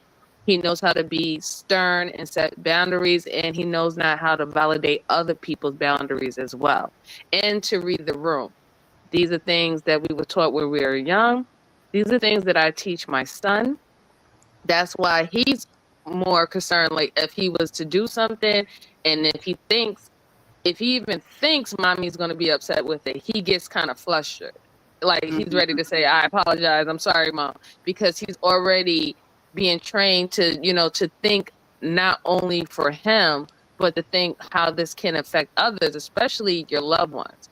But I always try to make sure there is a balance because to me, there is a toxic point where emotional intelligence can go, where you start to become the sacrificial lamb and you let everybody walk all over you because you're more concerned about everybody else and what you actually need for yourself.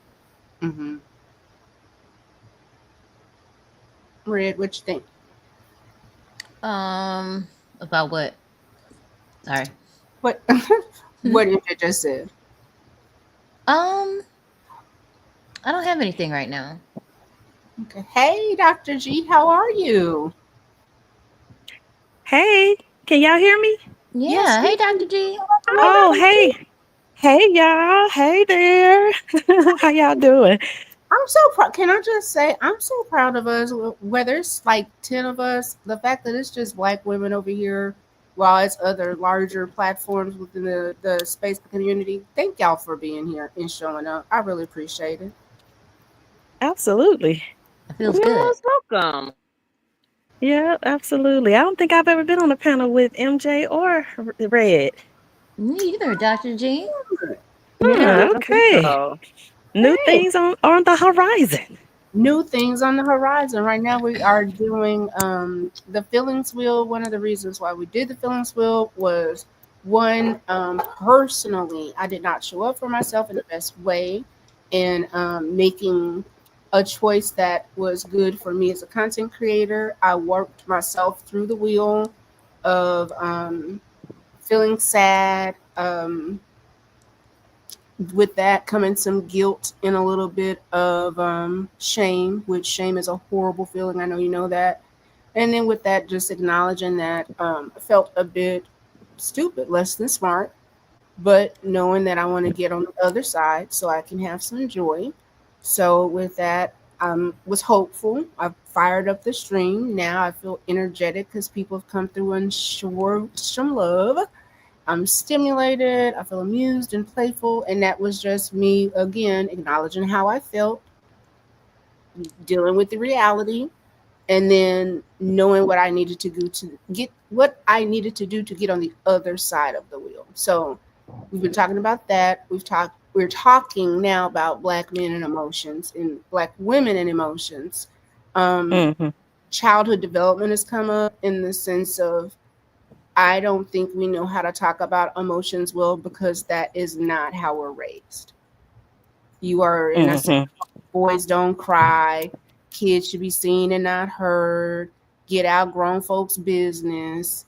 You don't have no opinion until you not living in this house. Like we have a lot of very particular cultural things that we say, and then we kind of throw people out here at 18, 19, 20 with no tools, no words, to be able to really say how they feel so they can get, like I said, to the opposite side of the wheel.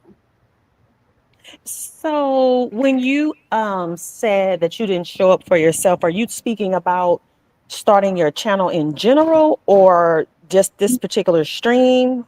Yeah, no, today I scheduled this stream yesterday from for 3 to 5. And then Oh, I knew MJ was going live and I was like, okay, well, I'll, start after. But in the mm-hmm. midst of I'm gonna start after, it still was 53 minutes behind. So it's like, okay, well, did you really want to start it on time? Were you really like what were you doing? Were you so comfortable at a different place that you're like, oh no, it's okay because I had justified like I'll just do one tomorrow or and it's like, no, Mm-hmm. do it today. Show Mm-hmm. yourself working the wheel. Show that I'm not going to ask anybody to go on this journey and not be willing to work to like show my work as well. So this was Gotcha. me showing my work, me owning my behaviors, and then us taking the wheel and then working with it within the boundaries of black men and black women and our connection. And right now, we were kind of like sussing out really the quote unquote feminist movement Mm-hmm. that we know that we done got and will continue to get effed on. But the way that it came up is I was telling them we have to stop believing that white women are not going to vote in their own best interest, and that is with whiteness and white men. And anything that's going to a black I wouldn't woman, think any differently though. I there we go. mean, See, why you say that? why would I expect them to vote in my interest? They don't. You They wouldn't only. expect them to vote as a woman, though, like woman first. No, absolutely not. Why not? Because they would put family first before they put womanhood first. Mm. So it's not whiteness, it's family. I believe so. Or what their family or who they are with, they're gonna go because really they're male centered. So they're gonna Yeah. go with whatever the male says. And you know what's a trip is if you go down that rabbit hole, there are so many women that say, I just voted that way because that's what my husband said. I voted that way because that's what my dad said. And it's just like, girl, what? And now they want to take away that vote. Well, I I, think though when you have a certain level of protection, particularly from the dominant society, that's in your best interest to vote with those who are essentially conditioning the laws, that have that power. You know what I mean? That's going right, to be in your best interest. I think that we don't have the luxury of seeing things that way right. just by virtue of how the society as a whole is set up. And So I we really mean vote. the global society. Do you think we vote based on survival then? I think we vote. Well, to be honest with you, I think we vote based on the culture, based on the past, what we've always done, which is not very smart, but that's just who we are as a people. We're very cultural based. Yeah. And so our vote tends to always go with what, with the mores that were passed down, which is usually democratic, right? Um, and I don't know that that's the best thing for us anymore. I don't know if it ever was, but I don't know that it's the best thing today. I'm not saying it's not either. I just want us to give it a little bit more thought than just to side with a party or a particular position because Mhm, that's what's always been done. right. I think one thing we have to acknowledge, and you can correct me if I'm wrong, if you have a different opinion. Um, Society from the beginning has always conditioned women to be male centered or to be think family first instead of women first. And Mhm, I think it's very new, Mm-hmm. women in general actually taking the stance of thinking woman first. But the mm, problem is black women had to get into that position or think like that for their survival or the survival of their children way before anybody else had to partake in that, especially when it came down to with white women, right? mhm. Even though we know that they are the starters and the frontierers when it comes down to feminism, even within that first wave of feminism was very superficial. Yeah. They only wanted to, you know, stick it to their men, but they still wanted all the benefits that their men gives them, as With in white what of Dr. whiteness. G was, harping on, with the protection, the societal protection, the Mm. protection of their reputation, making them keeping their image somewhat speaking squeaky clean, the virtue, the innocence, you know what I'm saying? Mm. Once if you hear them cry, take it seriously. If they were, all the time, they still wanted that. So even when they was trying to quote unquote stick it to their man and say, yeah, I want to work and you're not going to tell me what to do, they have always never pushed the envelope where they were removed from that protection. So they never really had to think about women first ever in their entire life. Never. Whereas because of our situation, because of our history, because we was always in the workforce and what we had to go through, it became a point where we had to think, well, what are we benefiting from any of this as a black woman? Mm-hmm. You know, Yeah, I agree. well, wholeheartedly. Like it's just Yeah. I'm wondering if this is a I don't want to say resurgence. It's just where you see so many women that are opting out of things or ideas that have been sold as desirable, and I think you see sometimes the men are like appalled, like how dare you not want traditionalism? How dare you not want to be a mother? What? You don't want to be a mother? No. They don't make it, it's not really appealing. Like I'm sure it's a great experience, but when having that other half is very unpredictable, that when I look at the feelings wheel, it makes me feel scared, Yeah. confused, and bewildered because I don't want to have to learn it on my own. And Right. then I have all this anxiety with raising a child. Right. And that creates a unstable environment for the child itself. Why would you bring in a child knowing that you're anxious or, scared, basically? You know about that, Sexy Red? Fun fact. Um, I never wanted children. Hmm. And I used to say this when I was a teenager and everything, because I was a tomboy, Me right? too. So I was a tomboy, so I never really wanted children at all. I was kind of content in my early teenagers, in my early 20s, that, me not having a kid um would be just as okay with having a kid. And then as soon as I had my son, because he's the most beautifulest thing I have ever seen in my entire life. He's so precious to me beyond everything. Um, my mindset shifted to he's a gift, Right. right?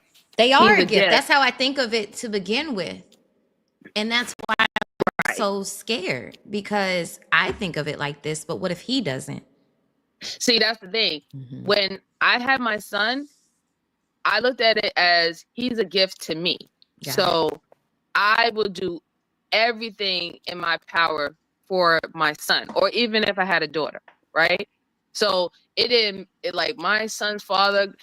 I have a great relationship with him. Where he's family for life and everything. But fuck him. You know what I'm saying? My son is my son. He is my gift. So I'm going to do whatever I need to do, due diligence, to make sure that he's good, he's healthy, he's strong, he's happy, he's set up properly. So it never came into my mind about how is this going to play out if his father wasn't the father that he has. If I had to suffer where I had to deal with these bandits that some of these women out here have to deal with, my son would have still been okay. Right. Because the Right. way how I looked at him is he's my responsibility regardless whether you're here or not. Yeah, I was just speaking for myself as far as because a lot of women judge women who don't have children on especially Oh, in this space. absolutely. And I this know. I think it's weird. But Yeah, I think it's weird too. Every woman is not necessarily gonna be a mother, and it's okay, especially if she's making that choice for herself. That's mhm. empowering to me I've never I I've never because been so pregnant because I never in put my myself in that situation to be because I knew yeah I in my didn't want to have generation, a child, and I mean, I think that's empowering. You're deciding. You're not mhm, just, oh, out I'm here pregnant, willy so here nilly. comes the Oh baby. yeah, yeah. Oh, here it Yeah, is. Here and then now the right. baby is born into a very unstable environment. Well, Like I that don't get doesn't have that. to be the outcome. Well, You know I what I mean? know, Like you but I'm could, talking about knowing that I'm scared and anxious and I'm got not it. prepared for to be a mother because of that that's anxiety. I'll Anxiety. never Yeah, be. Because I think as people we should know our limits or yeah. know our what we're comfortable with. And That's why I it's say it's empowering yeah. because you're making the decision. You're not just, here I am pregnant, so I'm having a baby. And so Mm-hmm. many of, in my generation, that's kind of what was happening. We weren't necessarily taking the precautions necessary we got pregnant, and so we had a baby. But You you know, know, I think what part of, and I'm sorry to cut you off, oh, and I it's think okay. part of that is because there were laws where women couldn't have their own bank account. They couldn't have their do anything on their own. So they, Now wait a minute, Sexy Red. I ain't that damn well, old. not you. I'm sorry, No, not no, you, but ma'am. but you know what, Dr. G, is not being funny. The banking app happened in Yeah, I'm not 1974. trying to be funny or anything. Like the I'm banking not. app No. legitimately happened in No, 1974. I know. I didn't have my children until the 90s. That's why I'm like, wait a minute. Nah, I ain't my mama. So You know. y'all do know that the Save Act is about to pass and it's going to revise that. I'm sorry. And I, When I hear, I'm sorry, and I probably did it because Dr. G. So I probably think you're older than what you are. So I'm sorry I'm about that. 52, so I'm older, but You I know, ain't my yes, ma'am. mama. Yeah. no, but no, but ladies, I y'all do did hear what think I that's the said. reason why a lot of women had children with men they Mhm. didn't necessarily like. It was survival. They had to marry, pick somebody, have a Not only family with that, somebody. but Sexy Red, let's think about what we saw with Marlon.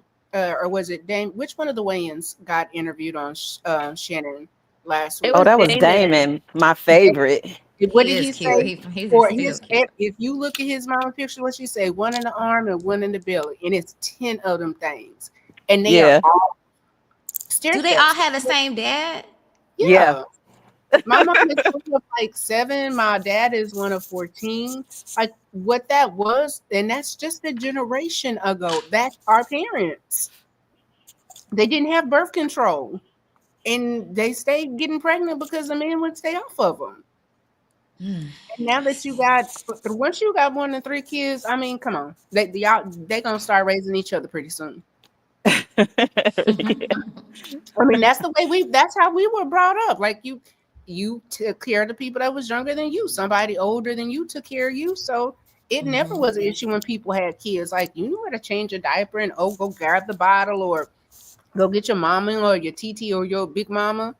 But outside of that, like somebody come drop that child off and go back to the job.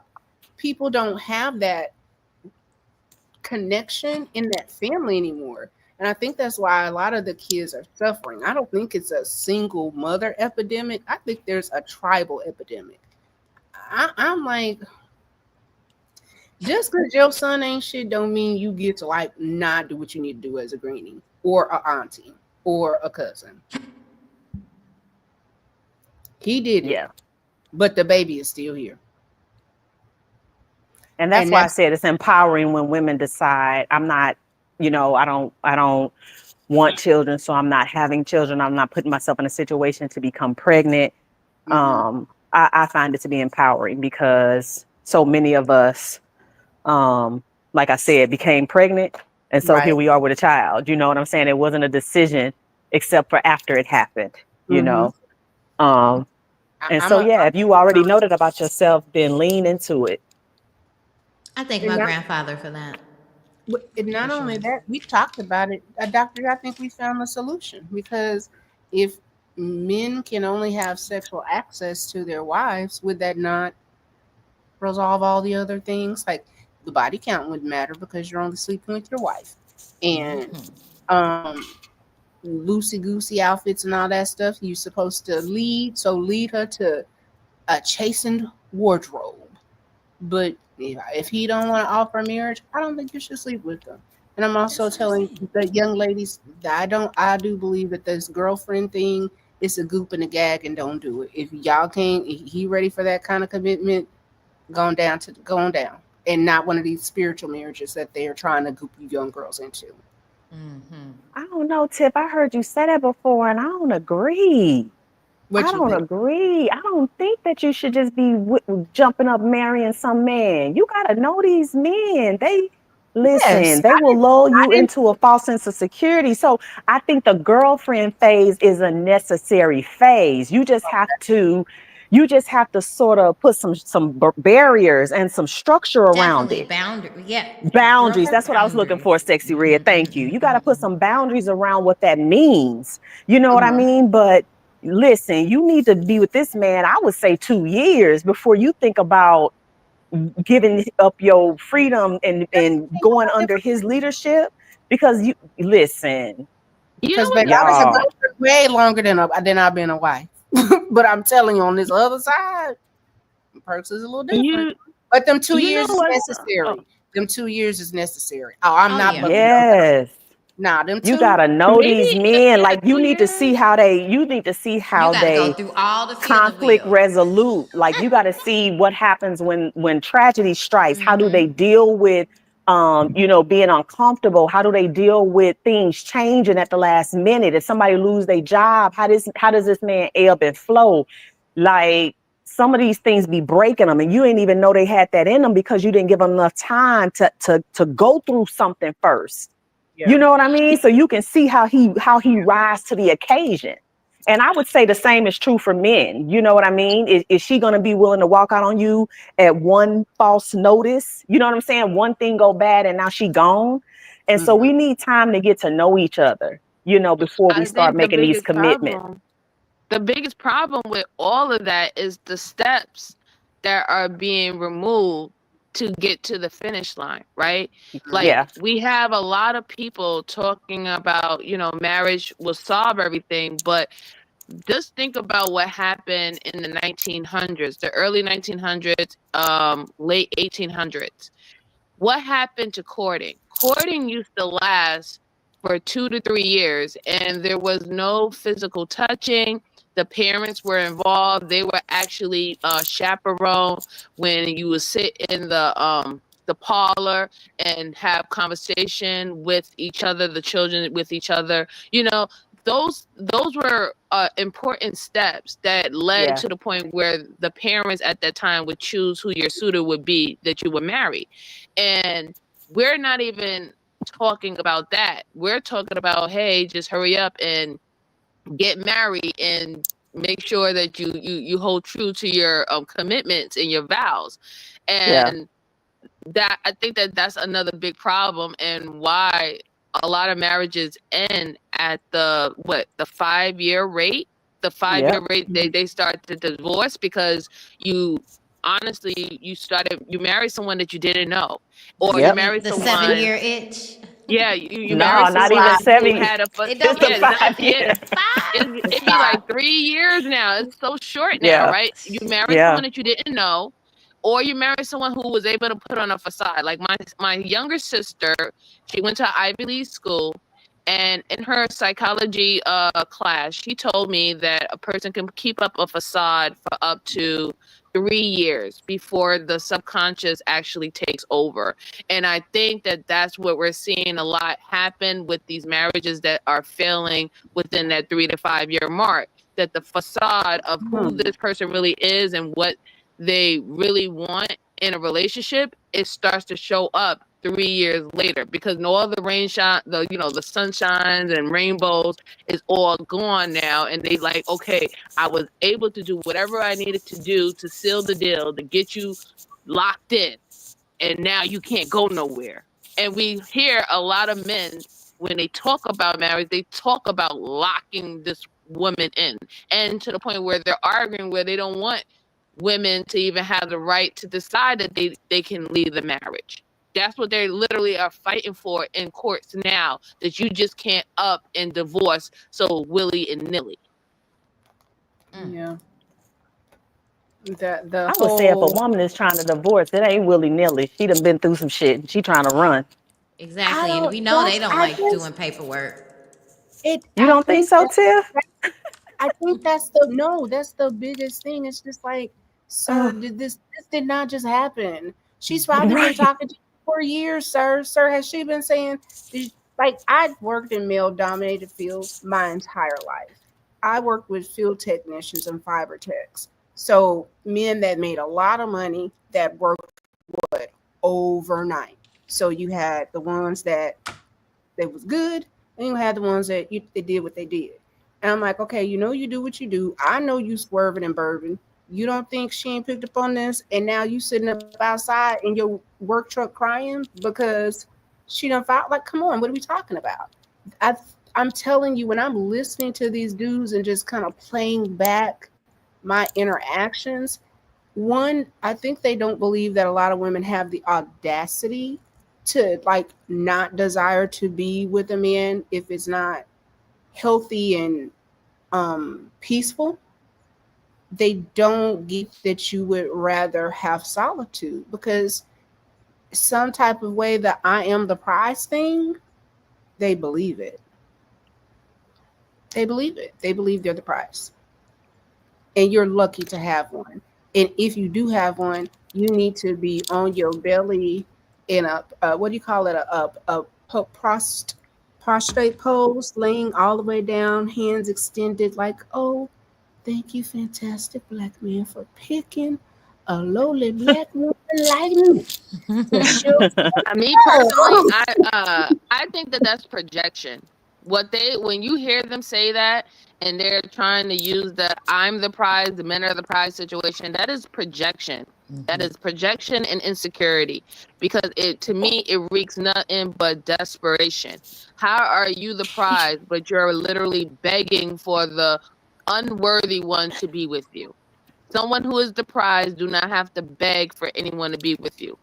You know what I'm saying? What is for you is for you. So a lot of these men who are speaking in that way, they are desperate, and they are banking that women are just as desperate as them. And this is why it's such an insult to them when they hear a woman say, "Look, I can do bad by myself," or "I'd rather be by myself than to be with you.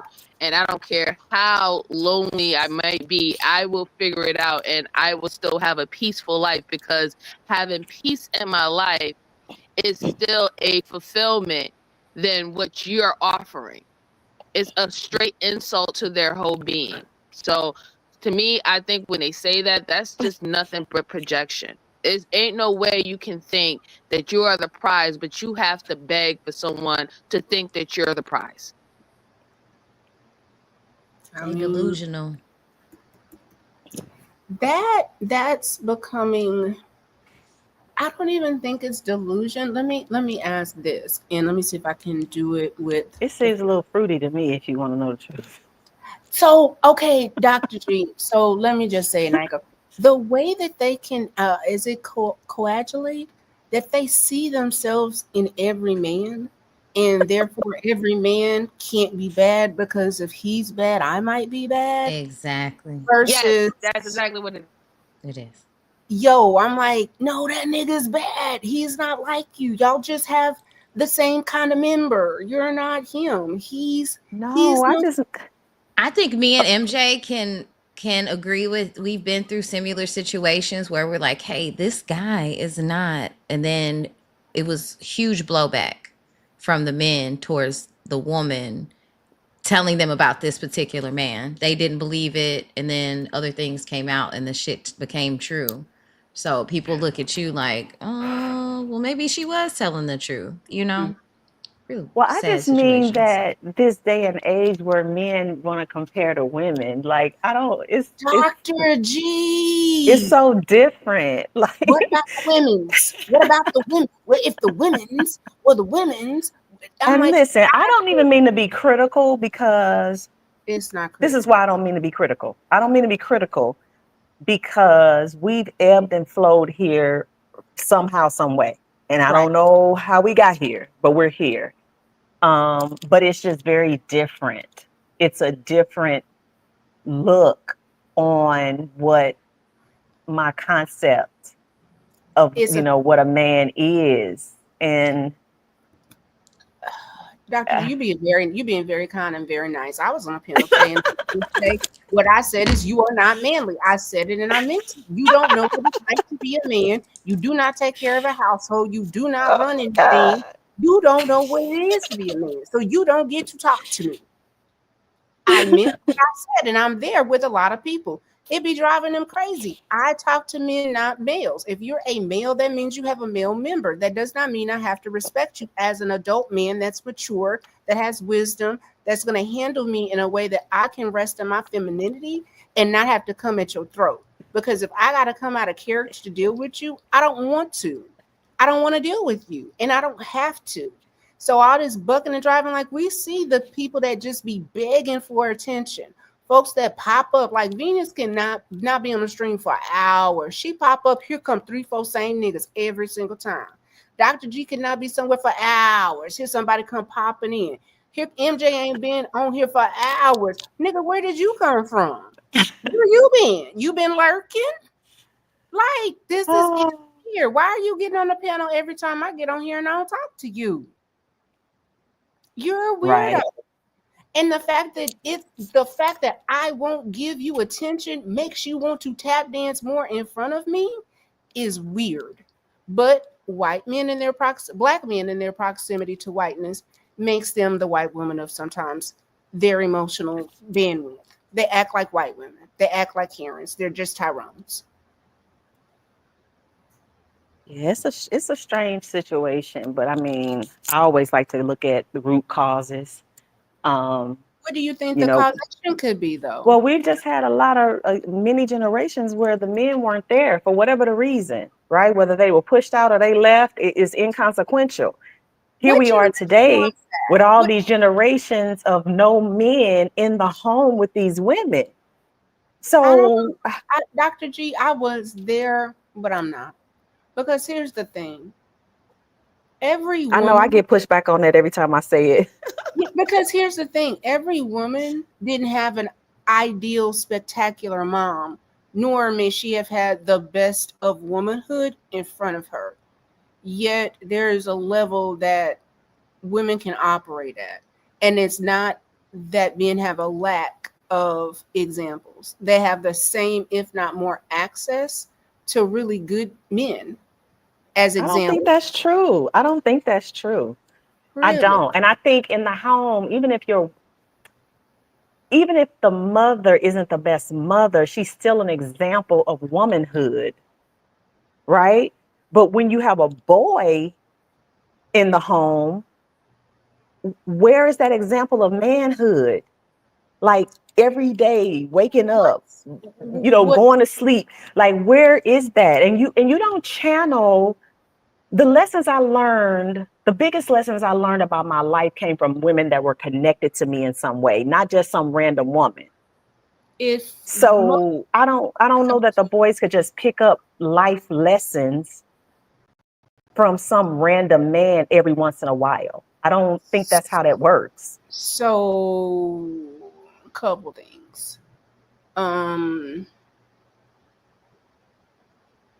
if a woman's impact was that high, would not every male that was raised by a single mom, he should just be gay because she has the highest impact, right? Because Well, no, he's it's not not a sexual even it's not being, a sexual orientation thing. It's more of a but I'm saying masculine, feminine. Oh, so he I'm sorry, should go ahead. so then each man raised by a single mom should at best at least be effeminate because that's the major influence, right? You get what I'm saying? Like, I'm So not trying so to break so the I'm logic, not but I'm you get talking what about I'm more or less talking about concrete examples of how to interact with the opposite sex, how to engage in conversation, how to problem solve with the opposite sex, how to love unconditionally, how to fight fair, how to cultivate companionship and comradeship with the opposite sex. That's what I'm talking about. And okay, and I think women lack those skills as well. I don't think that it's just the ones. Yeah, I think women lack those skills as well. so we're on the Um, same page because what I was going to say, I think everything that you said is something humans need. It's not yeah, gender. Like that, right. what you No, just no. said, because as genders, so it's not a gender thing, it's a lack of a skill set, soft skill set and communication. So But not it's a gender. soft skill set that girls learn from mothers and that boys learn from fathers. We can't pretend as if the masculine role is insignificant in the rearing of boys and girls. What's the masculine role? The masculine role in the home, What is the his masculine role? presence, his presence, his His presence, presence. especially if he's a leader, especially if he's a leader. So how he communicates with his woman, how he deals with her, how he loves her, how he, argues with her, but in love, how he does everything, how he works and provides, how he protects. All those things are things to be observed.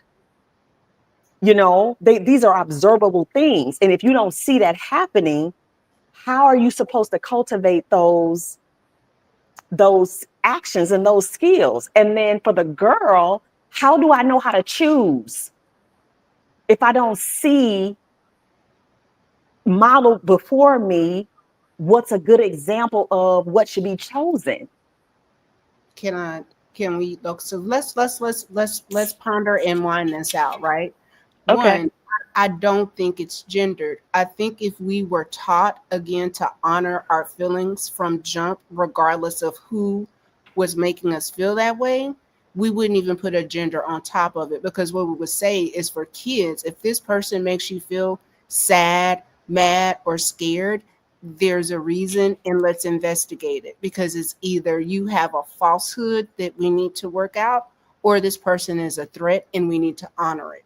But because we gender things, just like the way we teach how people like each other is, oh, the boy pushed you out of the swing, he likes you.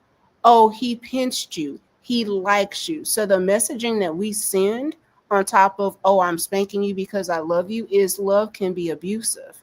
And that is not a state of love. It is not abusive. If you're saying you want to correct, you're trying to correct or modify behavior.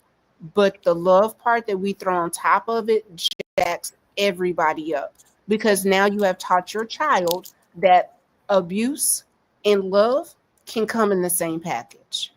But I don't think that's the same message you would get if a girl got pushed off the swing by a Hmm. boy and she went home and told her father. He is not going to tell her that he likes her. He is going to be looking for this little boy. What do y'all think, ladies? I don't think that's a So message you get I from women generally, it seems. And I could be wrong, but this is just what I'm thinking. I agree. Um I would hear that from women folk before I would hear that from men folk. But that's because the type of men that was in my life, they never taught me what you was talking about, Tiff. Um, type of abuse covered in love, right? So they wouldn't look at it as, oh, he just like you. They would look at it like, where his daddy at? You know what I'm saying? Right. Like, where his daddy at? Where his uncle at? Or I'm gonna speak to that young man directly and let him know that, do not touch my daughter or my niece or whatever ever again. You know, Yeah. in that state. But to piggyback on everything I was saying, because that's a great synopsis for both of you, right?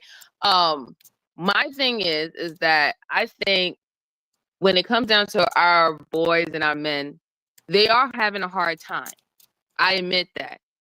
Our young men are having a hard time because they're not I guess wrapped in more positive ways of having relationships with the other sex, or even amongst their own sex. Like the underbelly of it all is, men are not even good to other men. And let's just keep it 100. Men hurt other men. You have older men hurting younger men, poisoning younger men's minds and setting them up for failure, just so they can gain whatever they think they're going to gain. Meaning, for a good example, all these older men who are trying to attack these young girls, these young gullible girls with less experience and stuff. Well, who do you think they're really harming? Yes, they're harming the young women, but they're actually harming the young boys, because now these young boys cannot pick mates that is within their age because they're not available. Because these young girls have been positioned to look at the man who has the most wealth and resources to them, because they're told that you should be vetting correctly and not dealing with no bum person who can't do anything for you, or not spreading your legs to someone who cannot do something for you. So it would be natural for her to go to the person who has the resources, right? So it's another underlining conditioning, but who's being left out? The young boys, because they know that Mm-hmm. they have to get to a point in their life where they're going to get resources. And lately, young boys are not achieving that type of resource, finance, or status until a later on age, 25 to 30, when they're really actually developing and really want to set in stone what they want to do with the rest of their life. So the whole entire time while they're complaining, they never get to actually experience the process of actually growing with a woman within their age, and they're growing with each other. Now they get there to get the wealth at 25, 30, and there's no women for them to date because those women are dating the 54, 64, or the 47-year-old guy who has already solidified his future. So this is why I said it's more of positive image of, to these young boys that they're not seeing on a regular basis, and being positioned by older men that's supposed to be helping them. They're being in competition with older men. The older men are not doing guidance with these boys. They're competing with them. There's something that they literally say that us women do, that the older women is competing with the younger women, and really that is not the case, because the younger women still has the option whether they could date within their age or date older, and that has never stopped them. But with these boys, they're crying, saying that they cannot find someone within their age who they can date and grow with. So two things. I agree. I do. I also think that a lot of these men are not very reasonable. They are a 2 and they want a 6. And they are mad that the 6 has absolutely no interest. None. That entitlement thing is very odd to me. And the humbling of black women, I think, is the other thing. So like you can't be too attractive. If so, someone's got echo. Um you gotta I don't like you, I gotta humble you, right? And you can't be too pretty, you can't be too smart. It's just it's a very odd type of engagement sometimes that I think is very one-sided. Unless I'm just gonna say it, if the woman is like bitter or she's just been burned enough, like she'll be super, super, super aggressive. But it to me that comes after like some time of being attacked, for less of a better word. So just to get a little bit of perspective, Tip, you grew up in a both parents in a home, right? My parents divorced when I was like 12, but yeah, and my dad was still active. Both Oh, my okay. And MJ, you had both parents. Is that divorced. correct? Yes, I had a two-family home. Mm-hmm. My parents were together and till my father passed away, which Till was your not father that passed long away. ago. Yeah. Okay. Okay. Oh, right. So you grew up in a traditional home, essentially. Mm-hmm. Oh yeah, through and through. Yes. Yeah.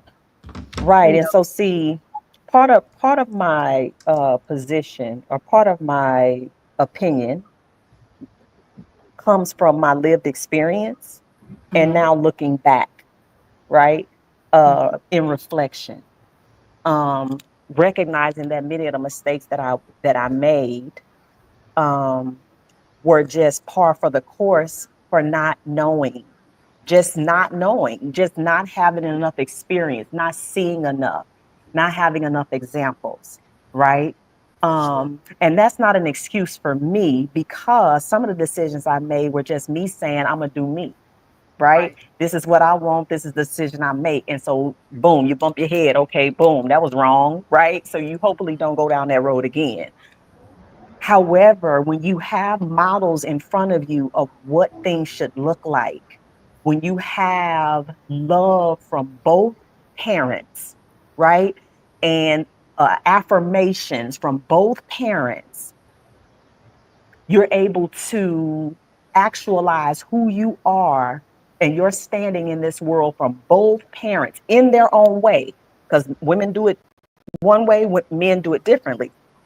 It sets you up for a course that's different from a child who was in a single family, a single parent home. And that's whether it was a single mother or a single dad, right? You just have a different, you got to learn things differently because you didn't have them modeled. I don't know, Dr. G, because like I said, being coming from that and having like really now as an older married person, I see that married single mother thing. That's a thing. There are women that are married, but they might as well be single moms. Like they do everything. And I don't Mm-hmm. think that just having a man in the house and sleeping under the roof, that doesn't exhibit Well, that's I'm not talking about those kind of situations, Tiff. Remember, I said that this is a man that's in that home that's modeling, Mm-hmm. that's teaching, that's pouring into.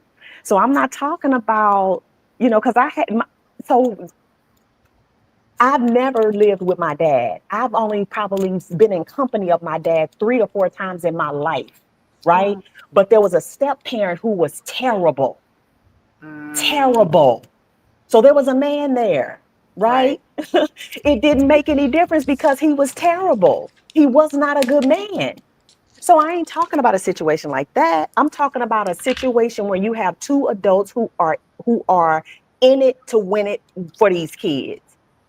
Even if when they are not working it out together as two adults, they are still in it to win it for these kids. They pouring into these kids. They making sure kids are set up, to be able to take the reins when it's time for them to go out into the world. They're learning lessons because they see these adults and how they interact, how they make it come back together when things. I ain't talking about you got a man, what is it? A piece of man is better than no man. I ain't talking about that. Well, no, and even in what you just said, I'm just like, why do we never talk about that? Why do adults that were stepchildren talk about their experience, good or bad? Because you have so many men saying having a stepchild isn't worthy. Well, I think a lot of times the kid might be able to assess, like, nigga, you was here, but you wasn't no father. What'd you do? Yeah, I mean, and I told my stepfather that once I became an adult and I realized what his presence did and didn't do. I told Mhm. him that, like, dude. Oh, I think she got dropped. When she comes back, I'll make sure to add her back in because I think we're having a very fruitful conversation. We'll probably go another Yeah. couple minutes, but in a minute I gotta start shutting the house Yeah, down. no, I know. When I tell you the way my eyes are closed, and I'm like, I want to be Ciao. look engaged, but I do. And you know what? We'll just go ahead now because I mean that's for I like to take signs from the universe. I'm gonna say universe, God, divine, because that's what I like to say and that's what I like to do. But Well um, then, I'll bid you good night. Thank you so much for having me, no, I will and be I'll see you back. soon. Y'all keep coming back and y'all work with me on being in spaces and places that, just hit me up or say, hey, you supposed to be over here. You know what I'm saying? You know what I'm saying? So, so, so. I'm gonna just say you like the rule of thumb: protect your peace Mm, and know when to bow out. And yeah. as an Aries woman, you know what I'm talking about. Okay, Yeah. Uh-oh. and everything gonna be all right. But talk I to y'all later, ladies. Love All right. y'all. Love you. Have a good Kisses. Love you. one. Love you. Good night, y'all.